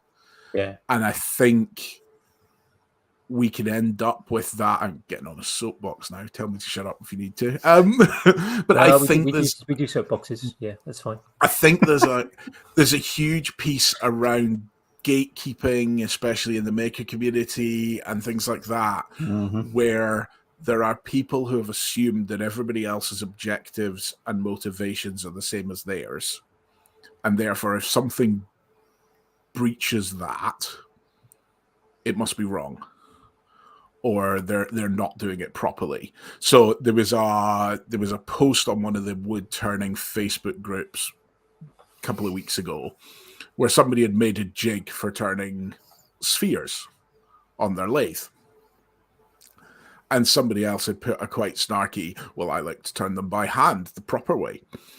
And I couldn't resist, and I replied, which was probably not the best thing to do. But, it's that where you're left going, but you're trying to measure somebody else's fun by what you do. And that's not a thing. So, it's important that if that person wants to grow in the hobby and wants to learn, and that's if they do, that they have some kind of, this is where I'd like to get to, or this is something I'd like to learn how to do. Or, for me at the minute, I want to learn how to use a skew chisel properly without it basically just launching the wood across my workshop. Because a skew chisel is an incredibly difficult thing and I've never really tried it. I have things I want to do, but you can't impose whether or not somebody is achieving based on your own criteria. Yeah. Like that just doesn't make sense. And it's one of my issues with the education system as well. I'm in a position where I failed higher physics, so Scottish system, so I guess AS level higher. Somehow equates, and I don't know whether either of them exist anymore. So somewhere around that level. I failed physics and then resat it, and I failed it again. And then I went on to work as a lighting designer, dealing with power and staging and flying big trusses and gantries above people's heads. And I did all of that, and I learned the physics really quickly. Yeah, the applied physics. Because I could see how it was being used. I was left going, well, I need to make sure that motor could lift that, because otherwise it's going to land on the audience's head. And that's a pretty straightforward, I should learn the physics here and understand that. And I think education system I was in was very much geared towards producing doctors, lawyers, accountants, and people who would donate to the school going forward. That it was just the wrong motivation for me. There was nothing there telling me why I should put the time and effort into physics. Yeah. Well, I think that's a perfect example of where you've got that divergence between vocational stuff and then academia. You've got that, learn the higher waffly, nuances, and you can write down all the formula, or you can do the vocational bit and just build the thing, and you understand it at a different level. You might not be able to write down the formula, but you can calculate it. I might not do the maths on calculating a containment drop on a building. I'm not going to do the maths on working it out, but I can happily reorient the view and then just draw it and use the geometry of it to then get the same answer, just in a different way. Yeah, and I think if between my first failing of physics and my second attempt, somebody had said, why do you actually want to do physics? Why are you resitting this? And I could have said, because I've started doing lighting design, I've started working in theaters, I've started working in live events. We're dealing with, 415 volt power. We're dealing with flying large, heavy things above people's heads. And somebody had gone, great, here's how to look at it. That maybe would have been, I don't know. I mean, I didn't do half the homework, so it maybe wouldn't have helped. I'm not going to put the blame entirely on somebody else. But it's at the same time, there was, it? Yeah, exactly. But it's down to that whole, and I know teachers can't do it because they've got 30 kids in the class and there's a limit to, but I think it applies in business. I think it also applies when you are running a small business, is actually understanding the motivation of your customers, or understanding the motivation of the people that you are collaborating with, or whatever. It's, if you understand that, then you can play to the strengths of that, and you're going to get the best result out of that. I think to a certain degree as well is, and leave the soapbox. There we go. If you're a leader dealing with 30 employees, there is a certain expectation that those 30 employees know how to do their job. So you can give them a job to do. You can give them a task that's on your to-do list, and it's a relatively simple and straightforward procedure. So you can then motivate each individual member of staff as they need it in their manner, because you know them.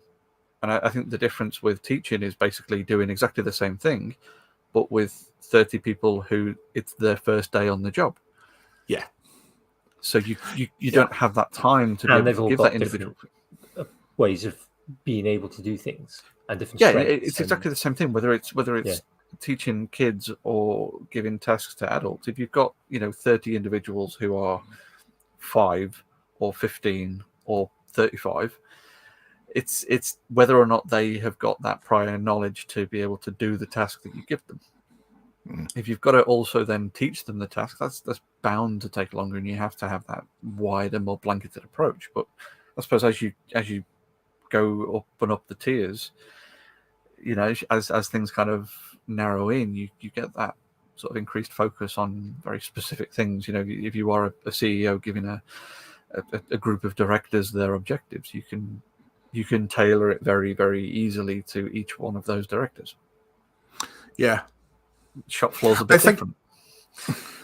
Well, I think interestingly, in terms of like bringing it back to more makery kind of thing. So one of the clients I had, was it last year? Was it the year before? It all blends into one the last couple of years. I'm not quite sure when things happened. 2020.1, 2020.2. Yeah. So a well-known whiskey brand in Scotland contacted me and wanted me to that narrows it down, doesn't it? Well-known whiskey brand in Scotland. Because if you said well-known whiskey brand in Wales, it's Penderyn. In fairness, probably well-known down there as well. But they contacted me and they were like, "Can you turn replicas of our signature bottle? We want 10 wooden oak replicas of our bottle, exactly the right size and everything like that," which I did as a commission. It was a really interesting project to do and things. And I never asked them what they wanted them for. So I just turned these, and they were being quite cagey and quite secretive, and I think that's probably why I didn't ask. So can we get these? So turned them, spent ages on the finish, sanded them to 2000 grit, gloss finish on them, lots of work, produced them, presented them to them. Great, thank you very much, and didn't hear anything. And then a few days later, I messaged the guy who'd been my contact. I was like, "Hey, just wanted to check that they've gone down well and whatever." And it turns out that what they'd done is they were having a corporate event and they used them as bowling pins. So they basically set them all up and started lobbing a heavy bowling ball at them. Went fine. They loved it. Absolutely brilliant. But I was left sat going, I probably would have spent a bit less time on the finish, if I'm honest. Like, spray lacquer would have been fine. Yeah, exactly. I probably wouldn't have gone gloss because it will kind of fractured and things like that I wouldn't have done. But because I didn't understand their motivation for contacting me and asking for these, what I did, and comment we made earlier on, I can't remember if it was when we were chatting before or once we were live, but about the fact that you can never really charge for the hours something takes to make. Yeah, as before. And I know there's a whole lot of debate around that, and there are people who are adamant that you should, and I get that, but they wouldn't have paid what I would have had to charge them. Because I'm doing this on the side, I could get away with paying myself below minimum wage sometimes for an interesting project.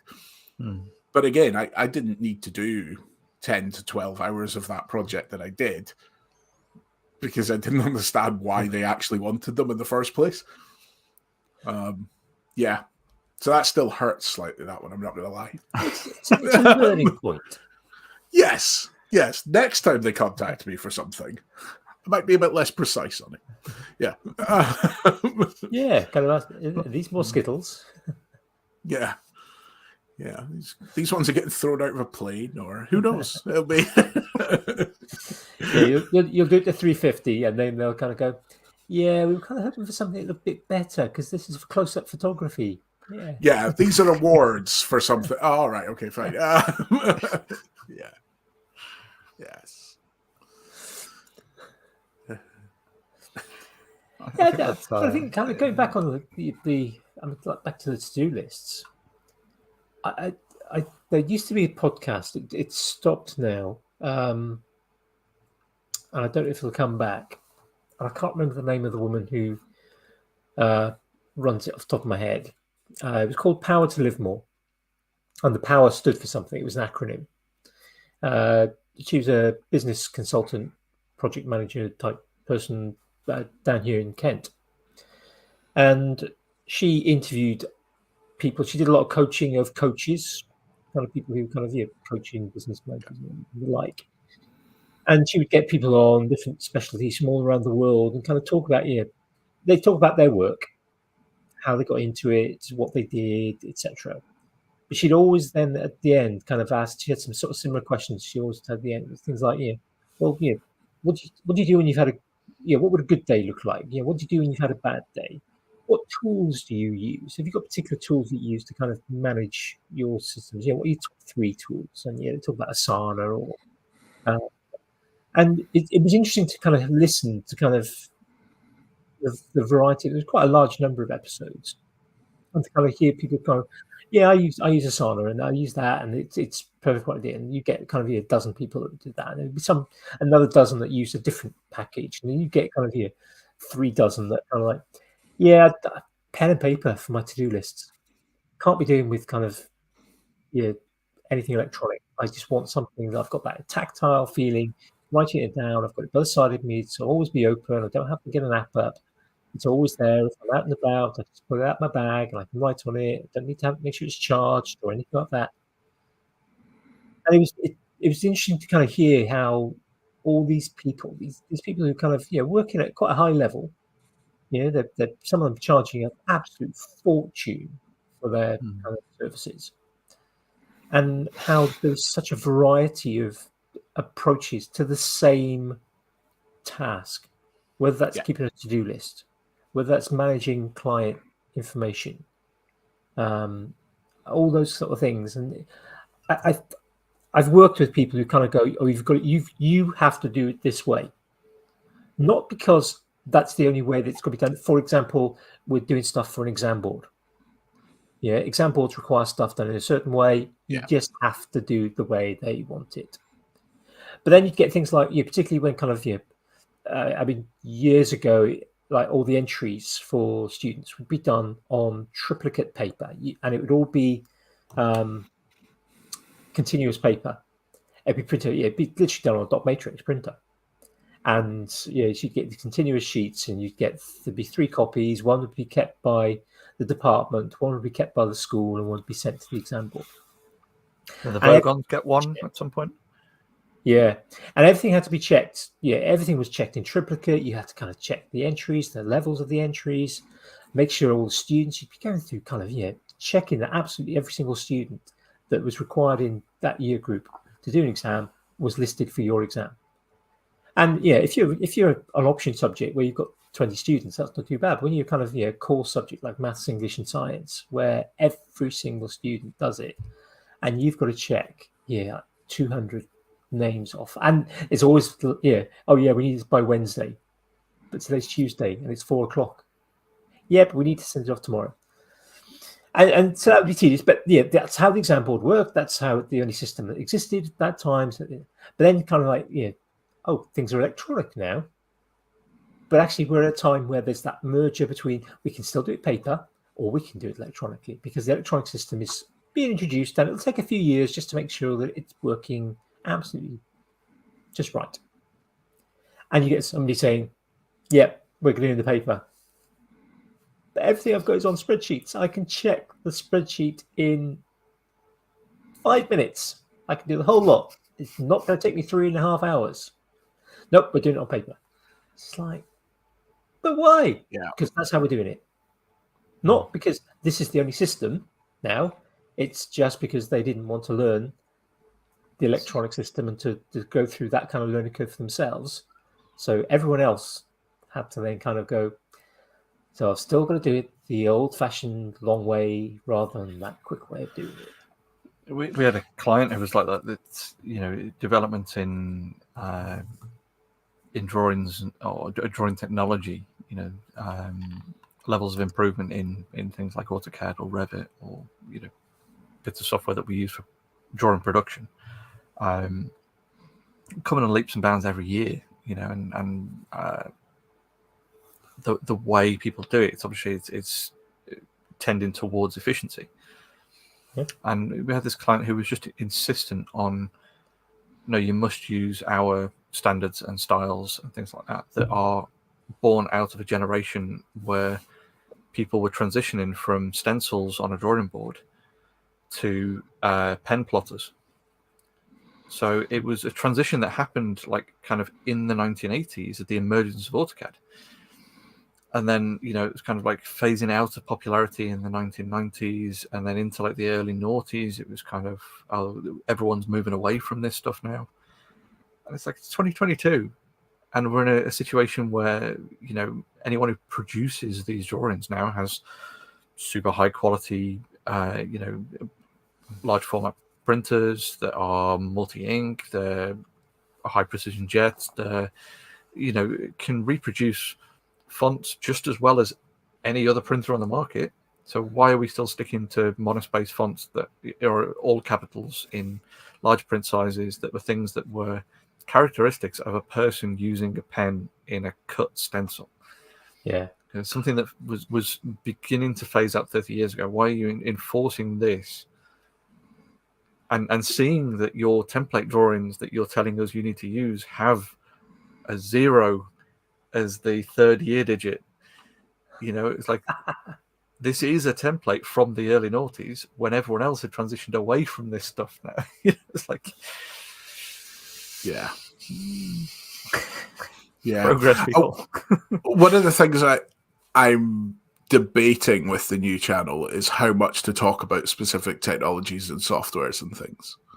Because firstly, in terms of project management channels that do exist on YouTube, so many of them are just basically trying to sell you on a piece of software, and they're run by the software owner.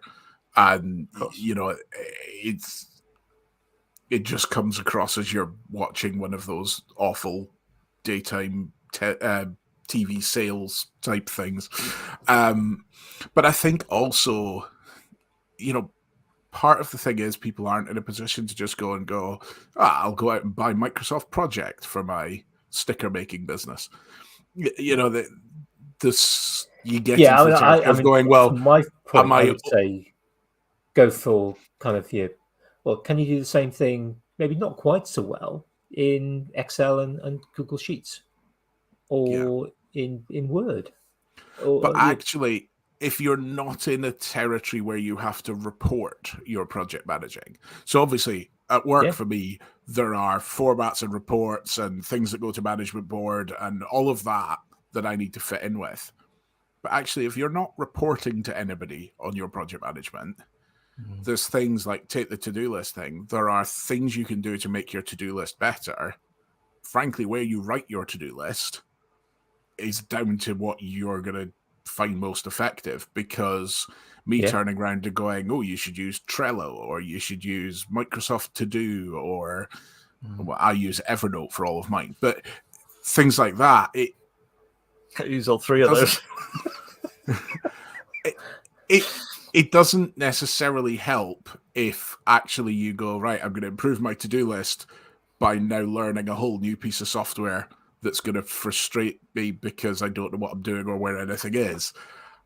So I'm trying to find the balance with that. And again, I think this is something that I'll maybe find over time, is the not going, let's do a video on how to use Trello. And I don't think I'd ever go quite that extreme, but just finding that balance where it's useful to people without being a sales pitch for something. Well, I mean, I need to make this piece of wood shorter. You know, do you use the 10 quid Irwin Jacksaw you can get down at Screwfix, or do you use the 600 quid Festool Mitre chop saw? You know, it's making the piece of wood shorter, and if that's your end goal, then that's use whichever thing you are used to using, whichever is closest to hand, whichever is, you know, the most practiced. If you do it in Excel because you use Excel all the time, then great. I'd say, using that analogy though, Jamie, I would say that there is scope for videos where you show somebody how to use a 10 quid jacksaw well, and also videos to sort of show how you can use a Festool Kypex or whatever it's called well as well, because there'll be some people, and I think there can be a danger sometimes with YouTube, and this can go both ways, that some people try to make every video for everybody. Yeah. And sometimes I've got a book by a guy called Alistair Smith.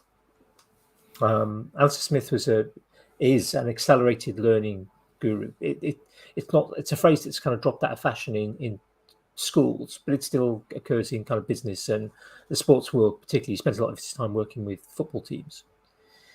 And this particular book, it's aimed at the classroom teacher. It's a fantastic book. I mean, it's 20 years old now at least, and it's arranged in quite a nice way. Certainly, I liked it.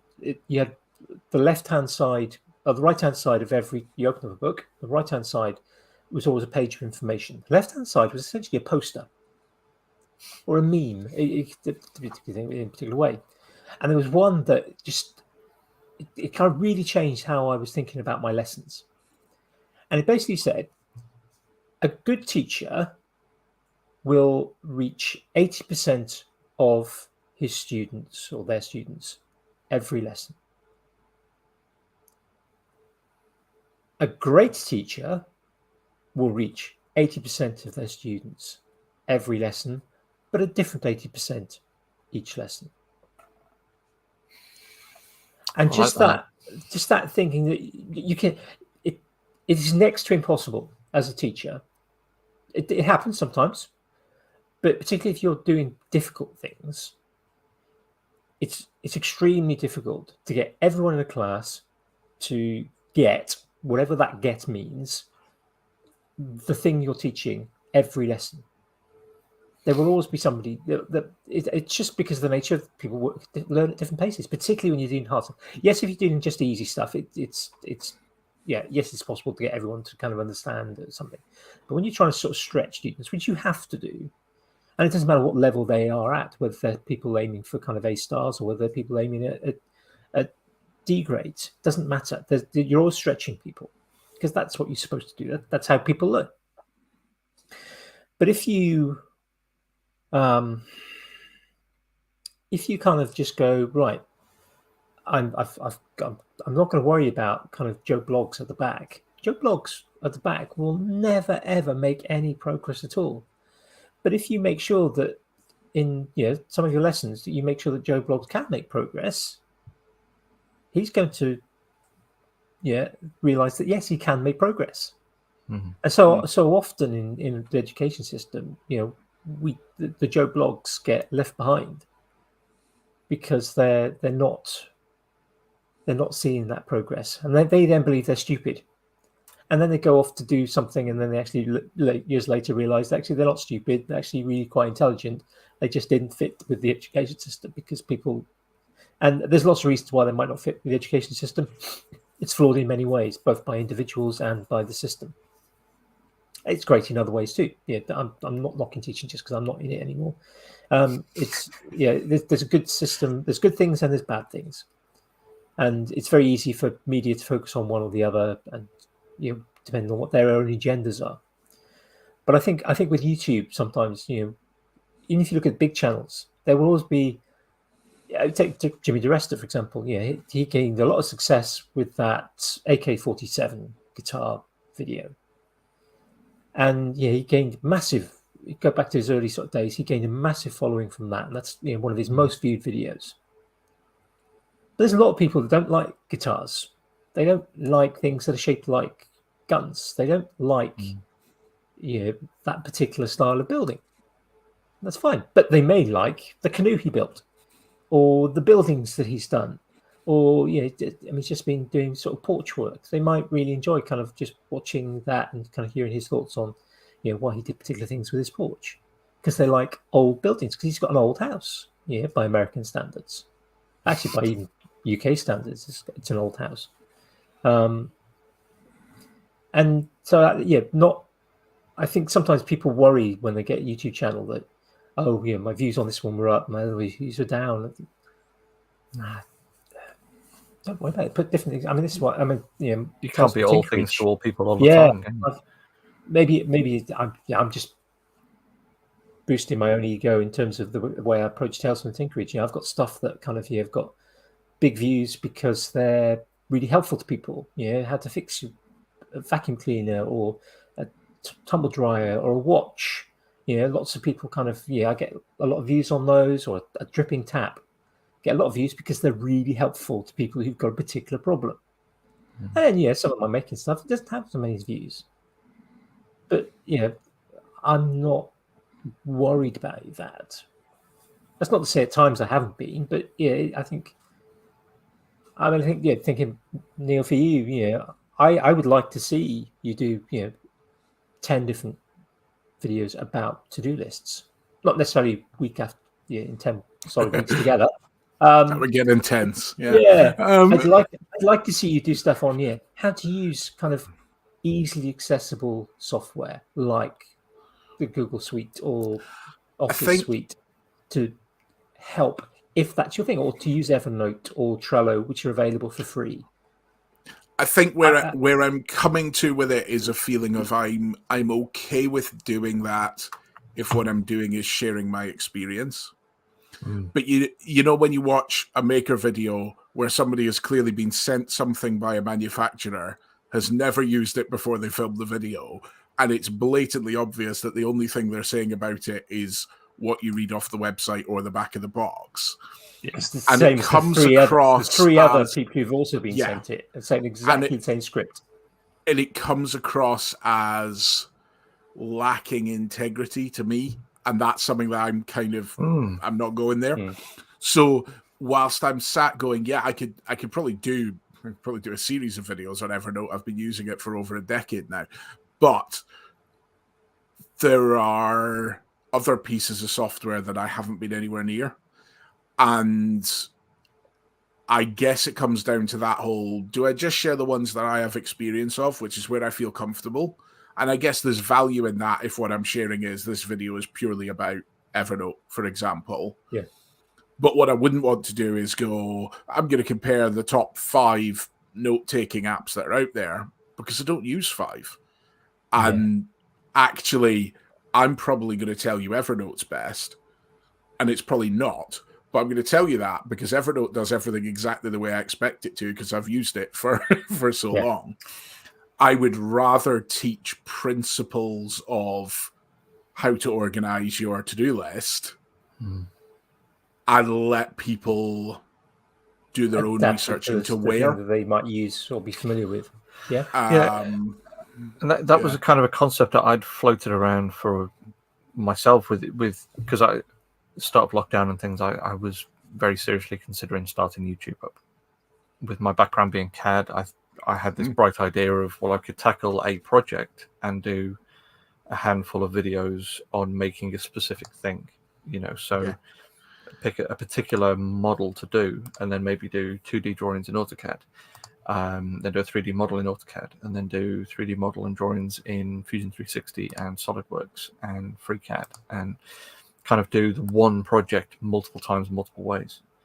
And I think that might be where, Andy's idea might be something of value for other people, of here's a high level concept in project management.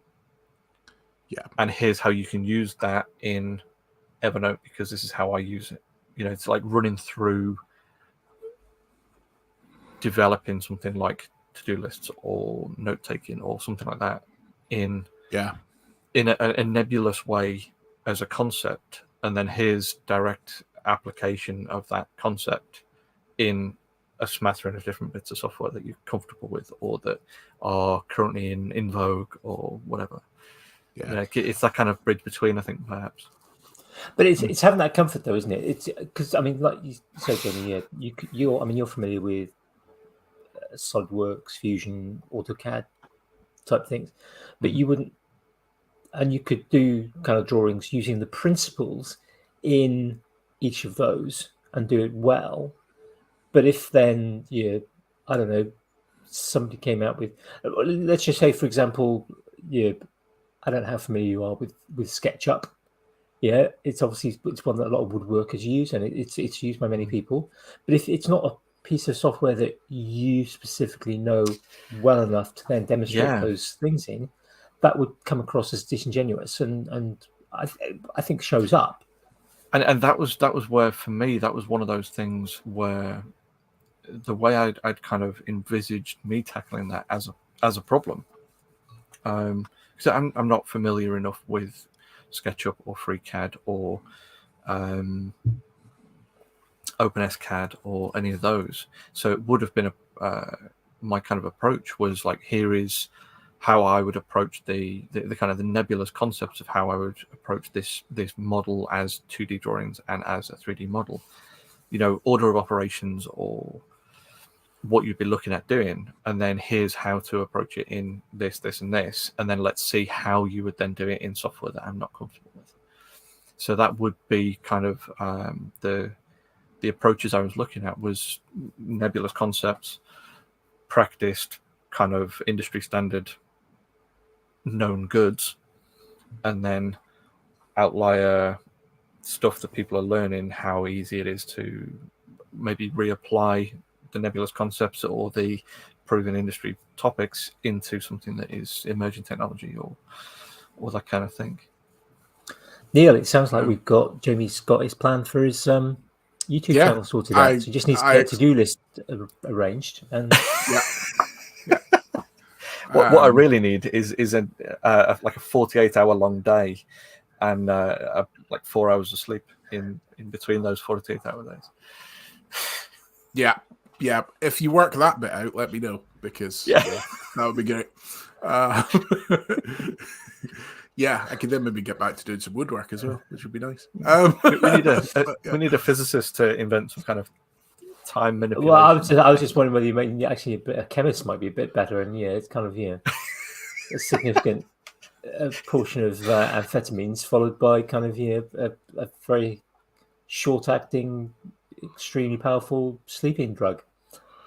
Yeah, maybe I need to have a chat with Malty, see if he can suggest anything. For anybody who doesn't know who he is, that sounds like you've just accused him of all sorts of things. I'm just going to leave that out there. They can go and watch the episode. Fair enough. Yeah, listen to the episodes. Fair.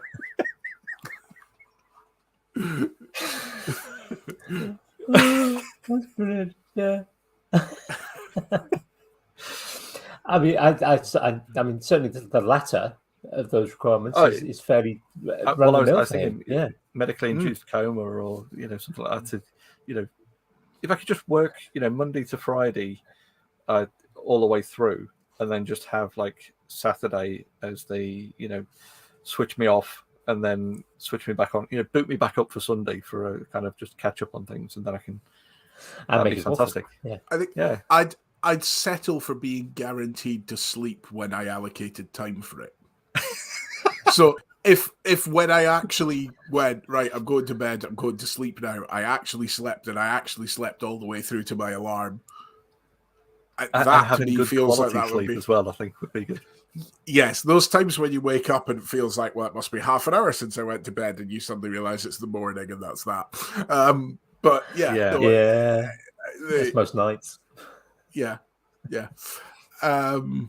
No, you see, my brain's doing a thing at the minute where, for some reason, I don't know if it's something that's happening locally, like a noise outside or whatever, but 2:47 every morning, I wake up.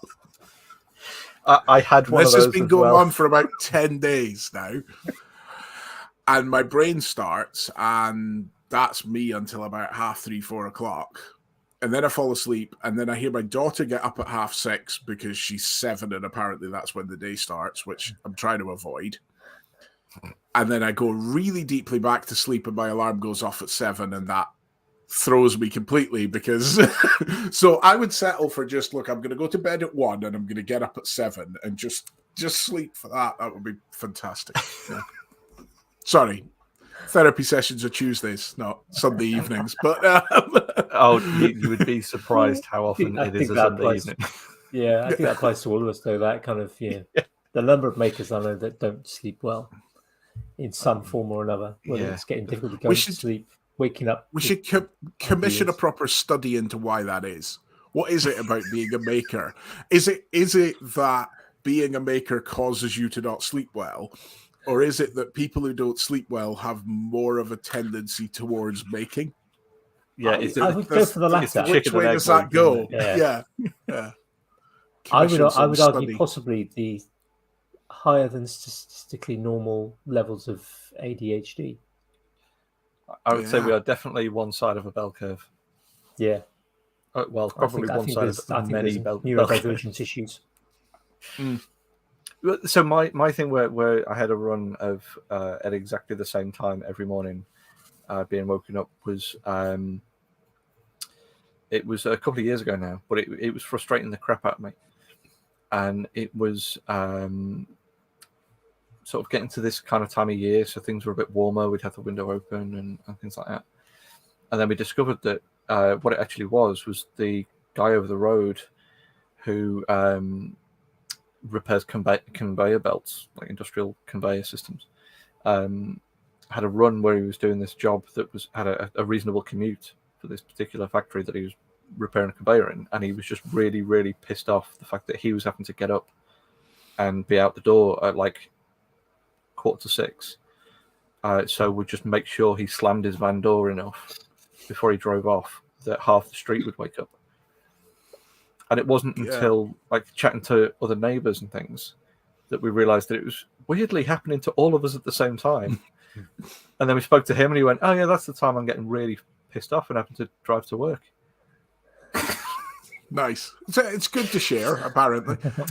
Fortunately the job didn't last too long. But no, I've been tempted to set my alarm for about 5-10 minutes before when I'm waking up, just so I can lie there and listen and try and work out what it is that that's triggering it. But yeah, I had the same thought.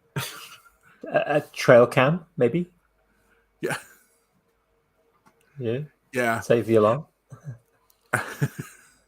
Yeah, if I set an alarm off and wake up Emma and Daria as well, I'm probably I'm not flavor of the month that month. I don't think. I think that's.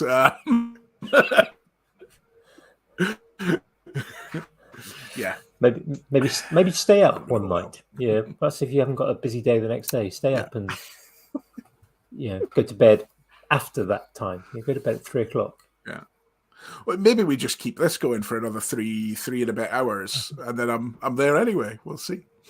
I'd like to say what's it hasn't the record currently? I was going to say 4:56. I think.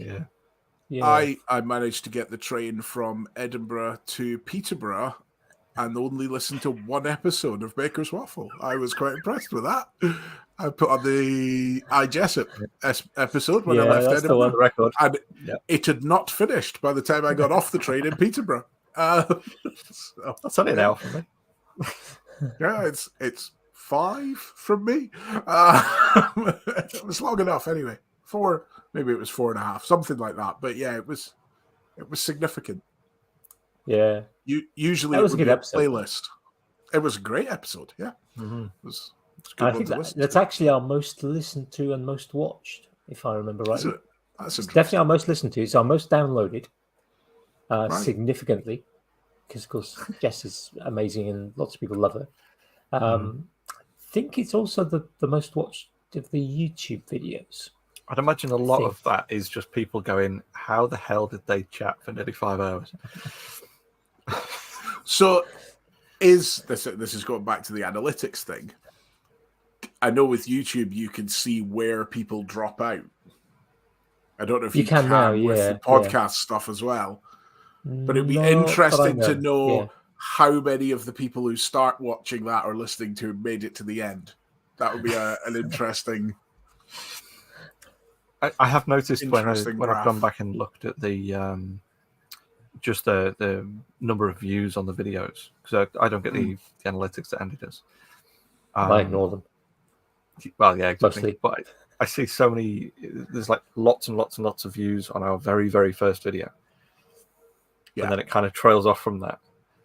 And you sort of think, well, just pick someone that you recognise, or things like that. The first few videos were us trying to sort of find our feet, and I was going to say not stumbling over our words, but we still do that every time. But getting into the swing of things, and the audio wasn't as good as it is now, and I know that changes week to week with guests and stuff anyway. But when you get super popular people and people that are known in multiple avenues of the maker community, like Andy Berkey, like Jesse, they do attract kind of audiences who will kind of go, there's something. I mean, there are certain kind of.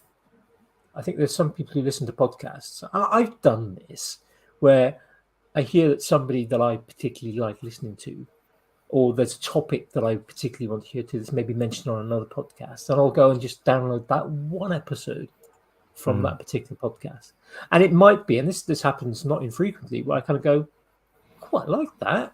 I might start listening to that. And then I kind of think, but now do I just start now, or do I kind of download the entire back catalogue of 300 episodes and start listening to that?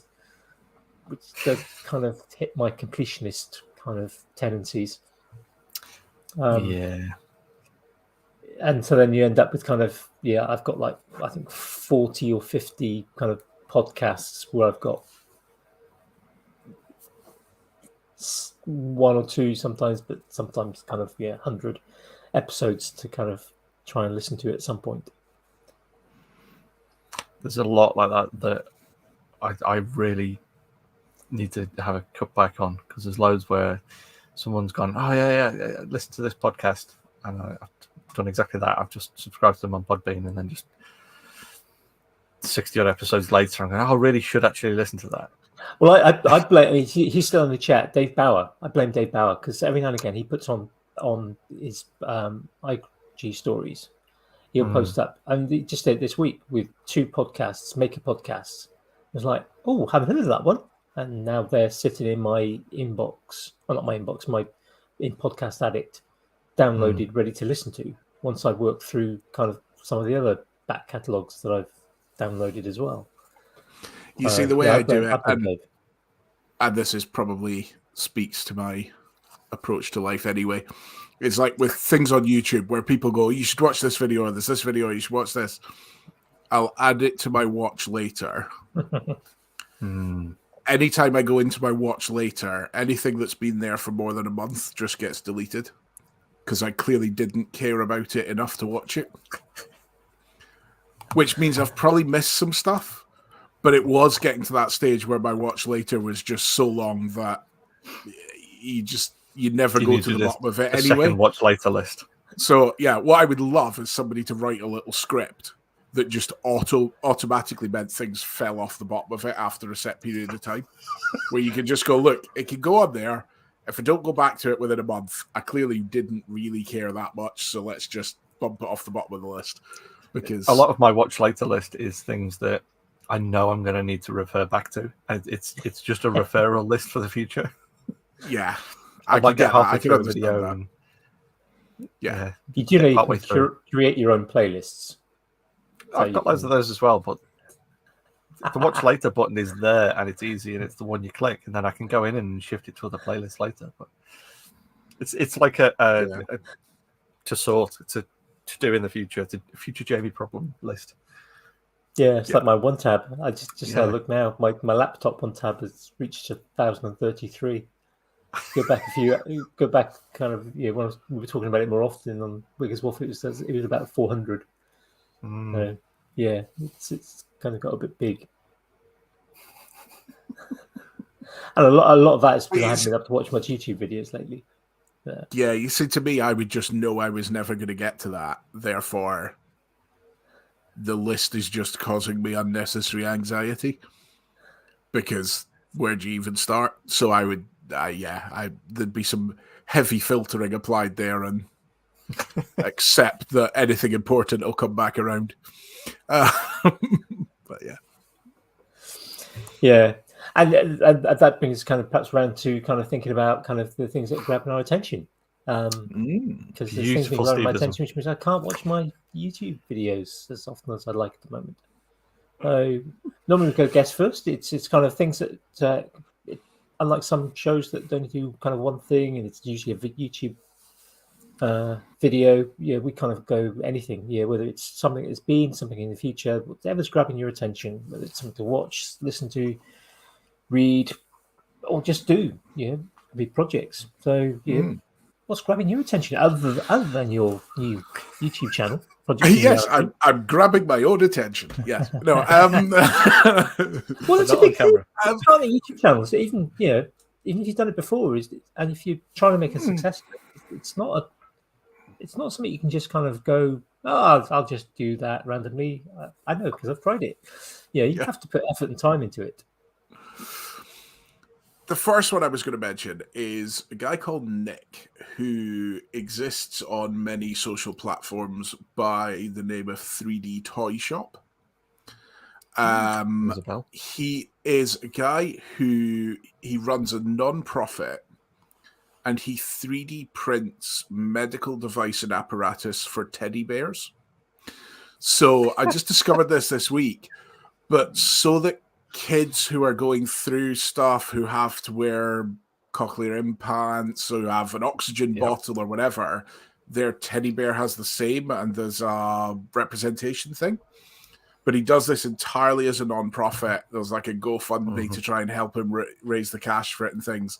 And he's just 3D printing all this stuff. And it just kind of grabbed me this week as like just a worthwhile thing to be doing. I first saw that with really nice. With the limb differences stuff that he was doing. Yeah. Which I thought was fantastic. Yeah. Yes, he does like prosthetics for teddies and even down to like crutches for teddies and things like that. But yeah, I just thought it was a really, really cool thing. And I think there are people who've been like offering him. So he did this Lego model that he was doing separately, and people like, I'll pay whatever for that. And he was like, I don't have time because I'm focusing on these teddies. And it's like, there's things he could be just making money off. And he's just putting all that aside to do this thing that he feels passionate about. And I have a lot of respect for that. That's, if I had a hat, it would be doffed in his direction. There are some really good things like that with the kind of 3D printing. There's another guy whose name I can't remember now, and he started on his own, but I know there are other people that are kind of working with him, who I think he developed. I don't think it was something else that somebody else came up with. I think he came up with it. Essentially, a very cheap 3D printed prosthetic for children. That works on it's just, essentially it's an attach. It's for people with below the elbow amputation or deformity or whatever. So they haven't got a hand, but it attaches by kind of an attachment above the elbow, which then allows them, by just moving their arm, flexing their arm, allows the hand to open or close. And he does it in really funky colors, and we'll do things like, there's a Captain America version and things like that.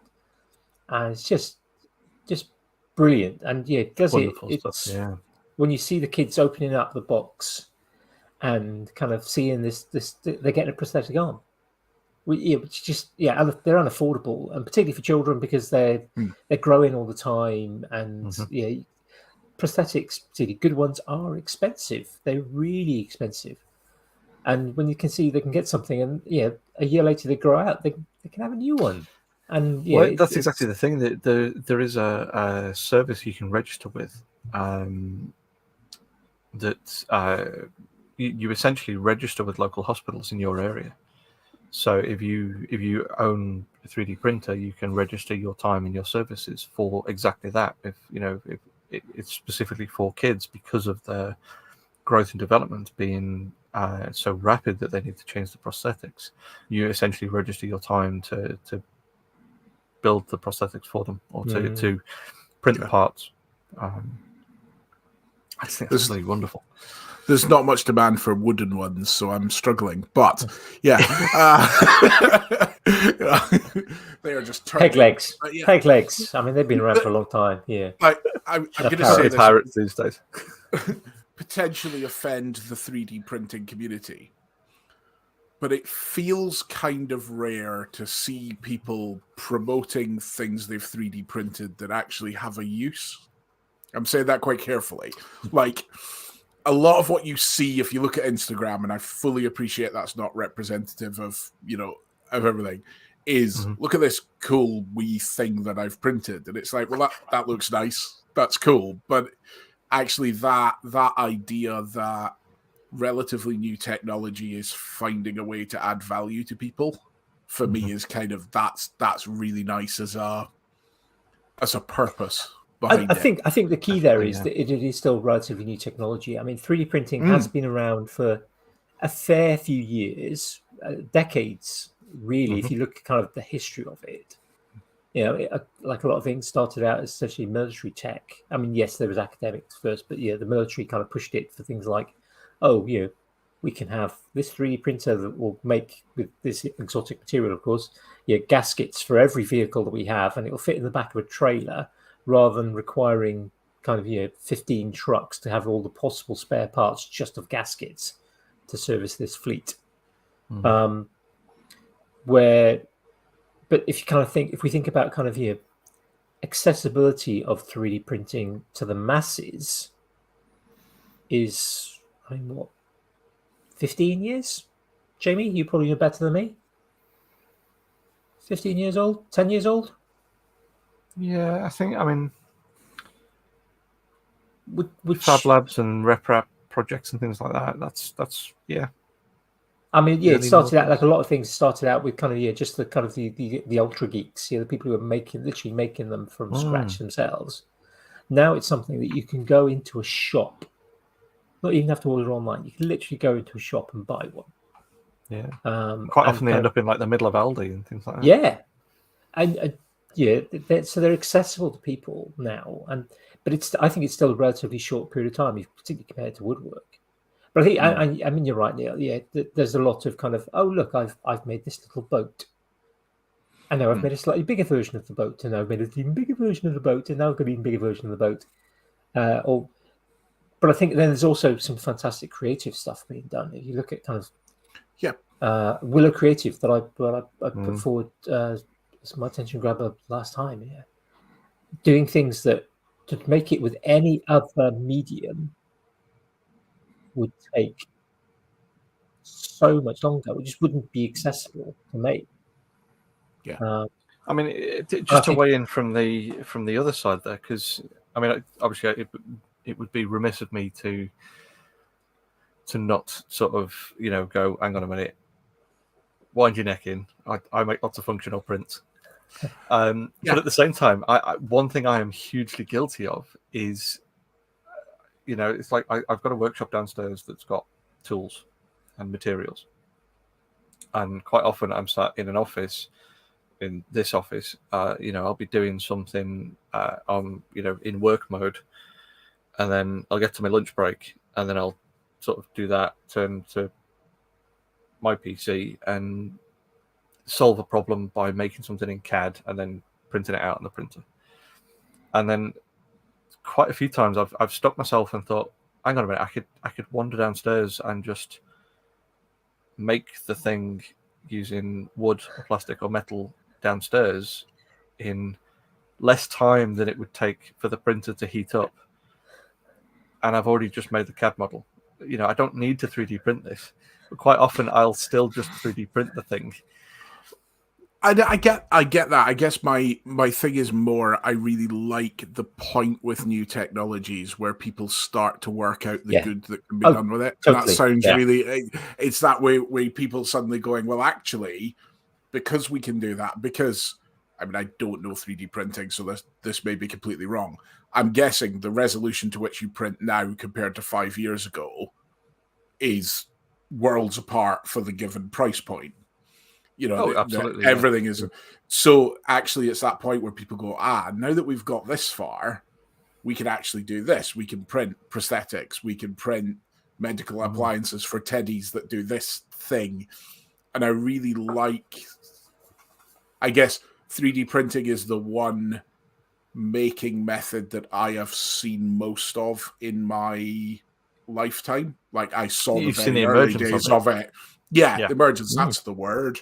But to be able to see that continuation from, here's a 3D printer, it's £50,000 and the size of a Sprinter van, and there's one in... Yeah, but only produces something this big.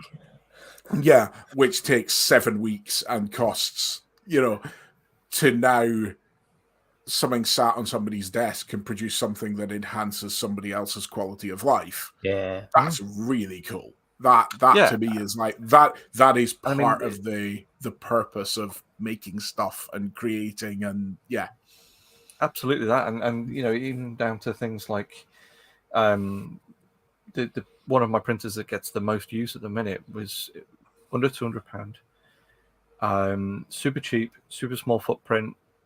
I walk over and I push the button and it does the thing, and that's been printing all sorts of bits for me. Including a variable power supply that was a design of mine from last year. And it's super cheap parts, really easy to re-customize the parts. I was chatting to Duncan the other night on Discord while I was just doing bits of design on it, and to just refine it, and then it's pence worth of plastic. But this as a tool for me is super valuable. It's that kind of it's that point where we're in that transition phase between having all the nerds working out the bugs and doing all the fun stuff, playing with it, to then the people like #woodworking, who has recently got his belt printer, learned how to use it, started prototyping parts on it, and has now produced things from it that he can sell based on being able to rapid prototype. And it's that transition from nerdy people doing nerdy stuff to then professionals picking that up and going, right, this is now a tool I can use, and then use it as a tool to do the end goal, the end product. Yeah. The other thing that was catching my attention this week, which is a slight tangent in a completely different direction. Tangents. Yeah, I figured you would be. A guy called Campbell Walker, who goes online by the name Struthless. He's an Australian guy. His art is, I really love his art. His whole style I really, really like. He does a lot of videos on YouTube around, I guess you could lump him into the productivity YouTube kind of thing, but it's not quite that cynical. But quite a lot of tattoos. Yes, he does tattoo design and things like that.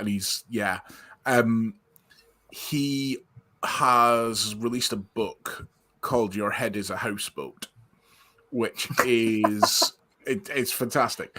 But it's all around mental clarity and understanding thought and understanding how your brain processes things, but in such an accessible way. And I got the book and I have found that so useful. But what's really nice with it is he's written the book, but he's illustrated it himself, and there's a lot of illustration in it and everything, and it's all his style and stuff like that. And I'm a huge fan of his style of art. He's very talented at what he does. But that's one of those books that kind of was both useful and is quite a nice book to have. It's quite a nice thing. Because usually the books that are a nice thing are not that useful. Yeah. So like we've got like a book of Banksy stuff, and it's a really nice hardback, but it's like the definition of coffee table book. It's that kind of, you put it there for when people are coming round so that you look cultured, and you know, and it's a nice book, and it's good to see all the different art and stuff, but it's not that useful. Whereas this book is kind of nice and it's useful, and I like that. Yeah. It's nice for somebody to have made the whole of something. I'm not against collaborations with people, but just that. Yeah. So Your Head is a Houseboat by Campbell Walker. I highly recommend. I'll make sure there's a link in the show notes. Jamie, what about you? I have Loft.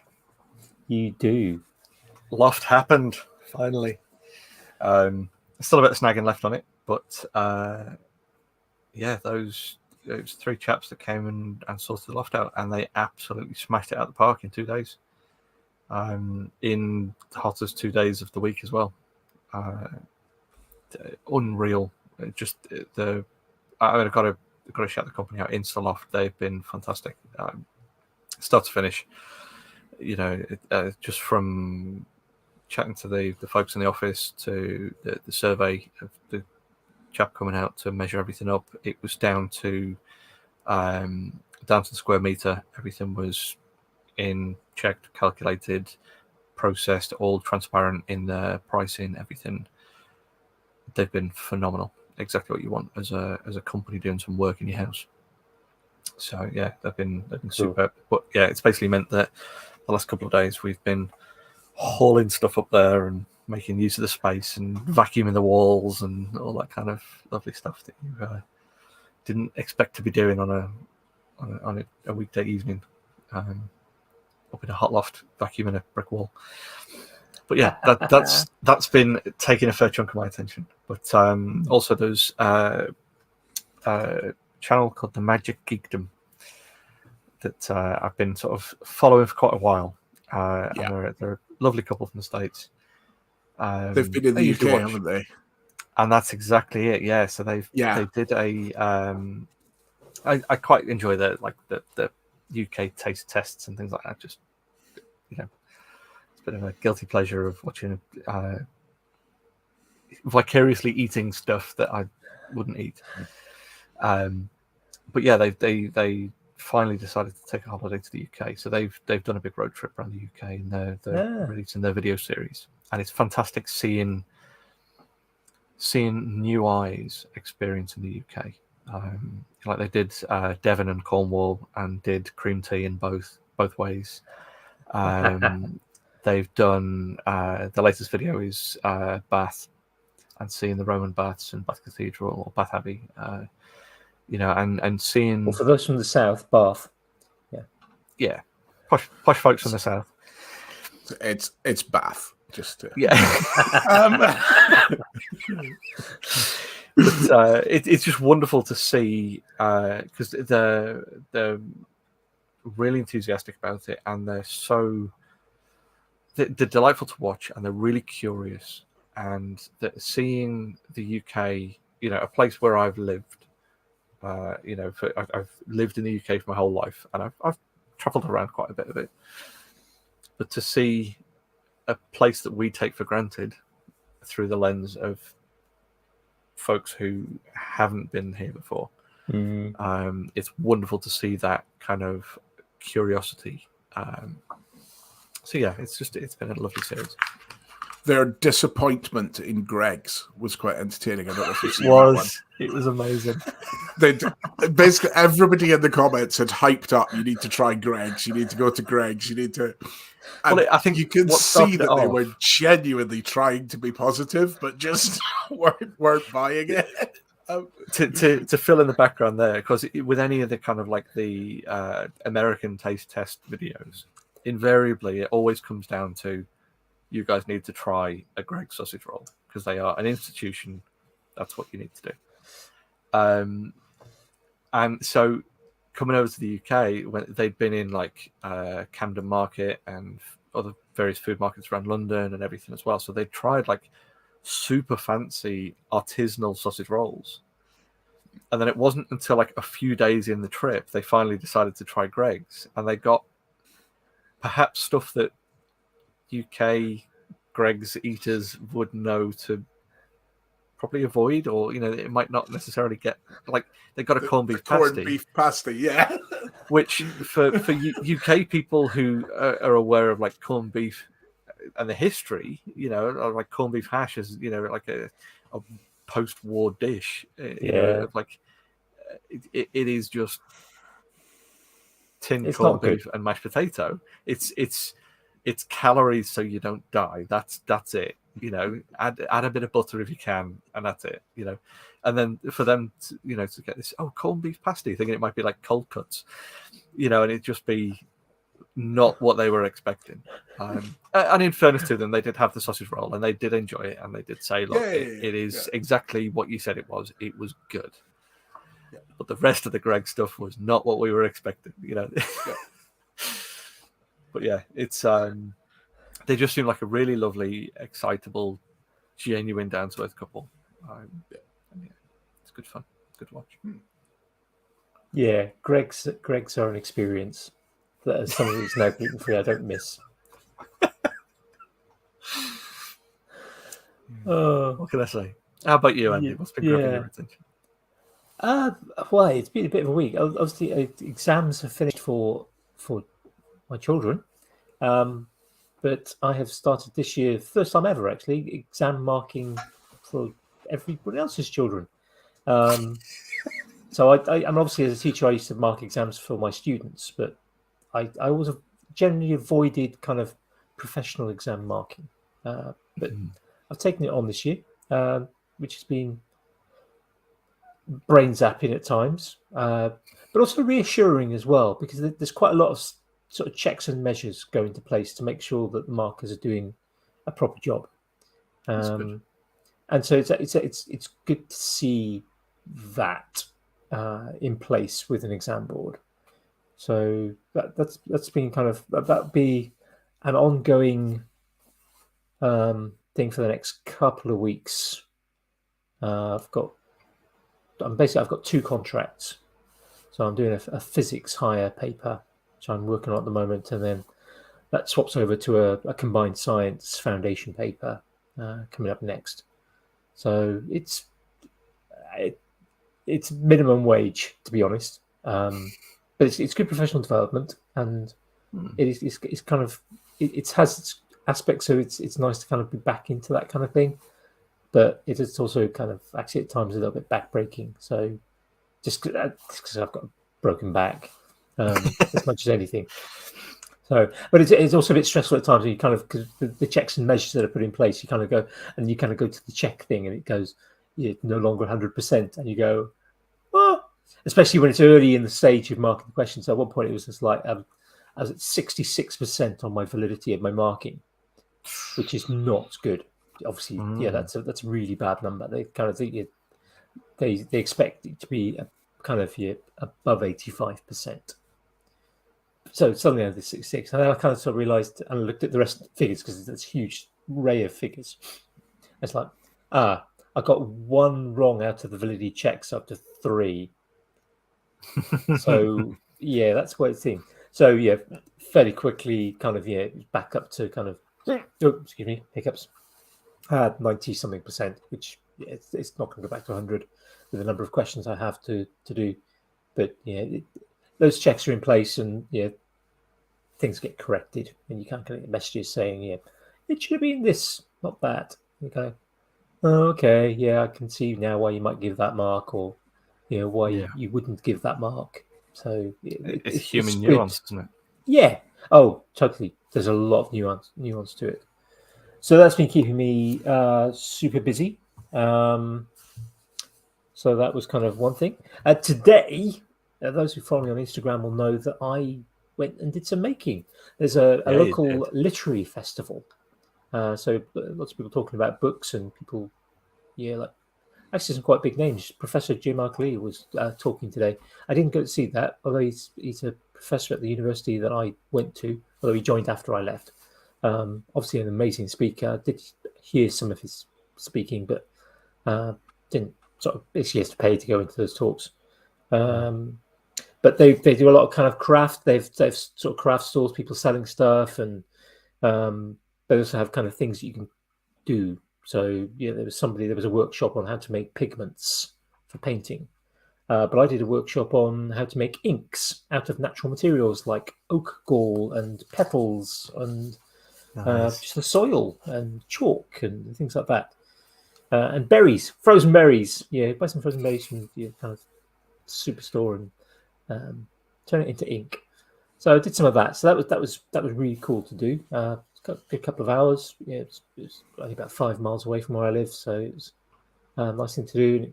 It cost the same. You could go in just to kind of wander around for the same price. You could do a workshop.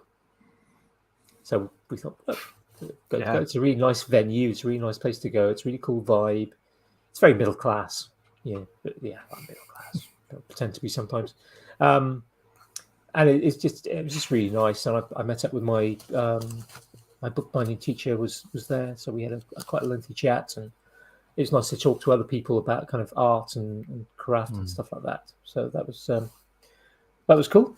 The other two things I mentioned caught my eye this week: 2 new Instagram accounts. One 2 new Instagram by previous guest, not by me. No, not me. Not quite. One was from James Malton Make.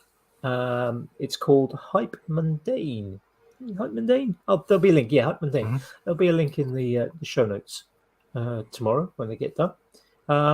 Looking at his one of his latest hobbies of kind of analog photography. So it's kind of sort of things connected to that. So if you're a fan of James and you don't already know and something you're interested in, maybe kind of give it a follow. The other one, a bit closer to home, so almost me, but not quite. My sister's just started an Instagram account. She makes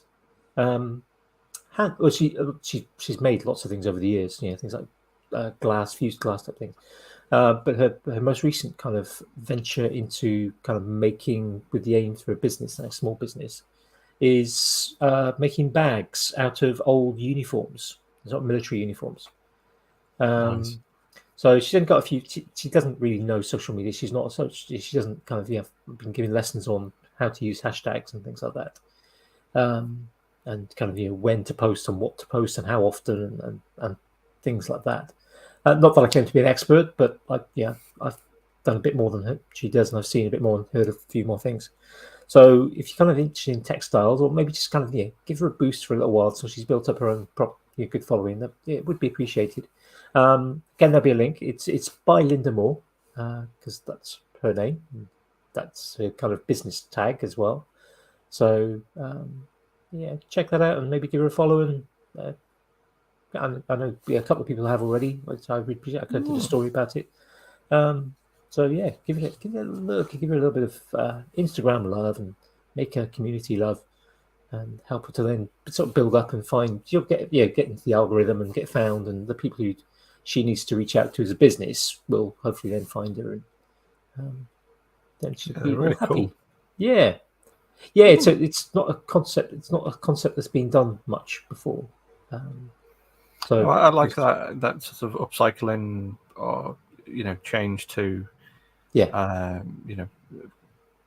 one format to another. Yeah, I mean the British forces are very good at throwing out kit because they need a new color or a new pattern or they order so many of a certain size and then they don't get people of the right size to fit because that's not how kit distribution works. They don't generally make it to fit the person that they've just acquired. Although if you're above a certain rank, they will make things fit you better. But again, that's that middle class thing, isn't it? Middle class, you mean? Oh yes, of course. Yes. Sounds so wrong in my accent saying that. Before we go to the officers' mess, yes, absolutely, and get the stewards to serve us. Yes. That's one thing remains. My attention. Yeah. Where can people find you, Neil? People can find me Projects in Reality on Instagram, all one word. I would give you a lovely snappy YouTube URL, but I don't get that until I hit 100 subscribers. It's a bit mouthful at the moment. Yeah, which is a bit annoying. Yeah, but if you go to the Instagram account, you will be able to find the YouTube account reasonably easily. It's in the bio. Or if you're more interested in the woodworking stuff, NMB Woodworks on either YouTube or Instagram will work as well. Awesome. Fantastic. Yeah, definitely well worth if you are doing any kind of trying to do stuff, whether it's Instagram or making something, or go and have a watch of Project in Reality, because it is good content. I'm looking forward to it. I'm kind of hoping. Yeah, me too. I mean, productivity is something I've not been a product manager. I kind of not had this, but I've always had a interesting kind of project management and kind of productivity and quality control. So I'm looking forward to it. Yeah. Yeah, me too. So at least you've got 2 long-term viewers. Lovely. I mean, I'm looking forward to it as well. I have no idea where it's going, but yeah, we'll see where the ride takes us. It'll be interesting. Yeah. Well, we're along for the ride. Yeah. At worst, I'm going to have a good anecdote. That's what I'm going with. So, and that can be a good thing. Yeah, that can be a good thing. Absolutely. Neil, thank you so much for joining us this evening. Yeah. It's been thank you for having me. It's been good fun. First ever podcast I've been on. Yeah. It doesn't show. You've been an absolute natural. Thank you. Yes, Lovely. Must be all the audio training. Something like that. Yeah. Speaking to idiots all the time. Yeah. Right. Thank you for having me, chaps. We'll sign off. Yeah, we'll sign off now, folks. So for those listening, we'll thank you for listening, and we hope you enjoyed it. And all the links will be in the YouTube video description when that gets sorted out, which will probably be the morning after we've recorded. That's the plan, anyway. If I get my productivity management right, following my to-do list that I will generate at some point. So, bye for now. Good enough, folks. See ya.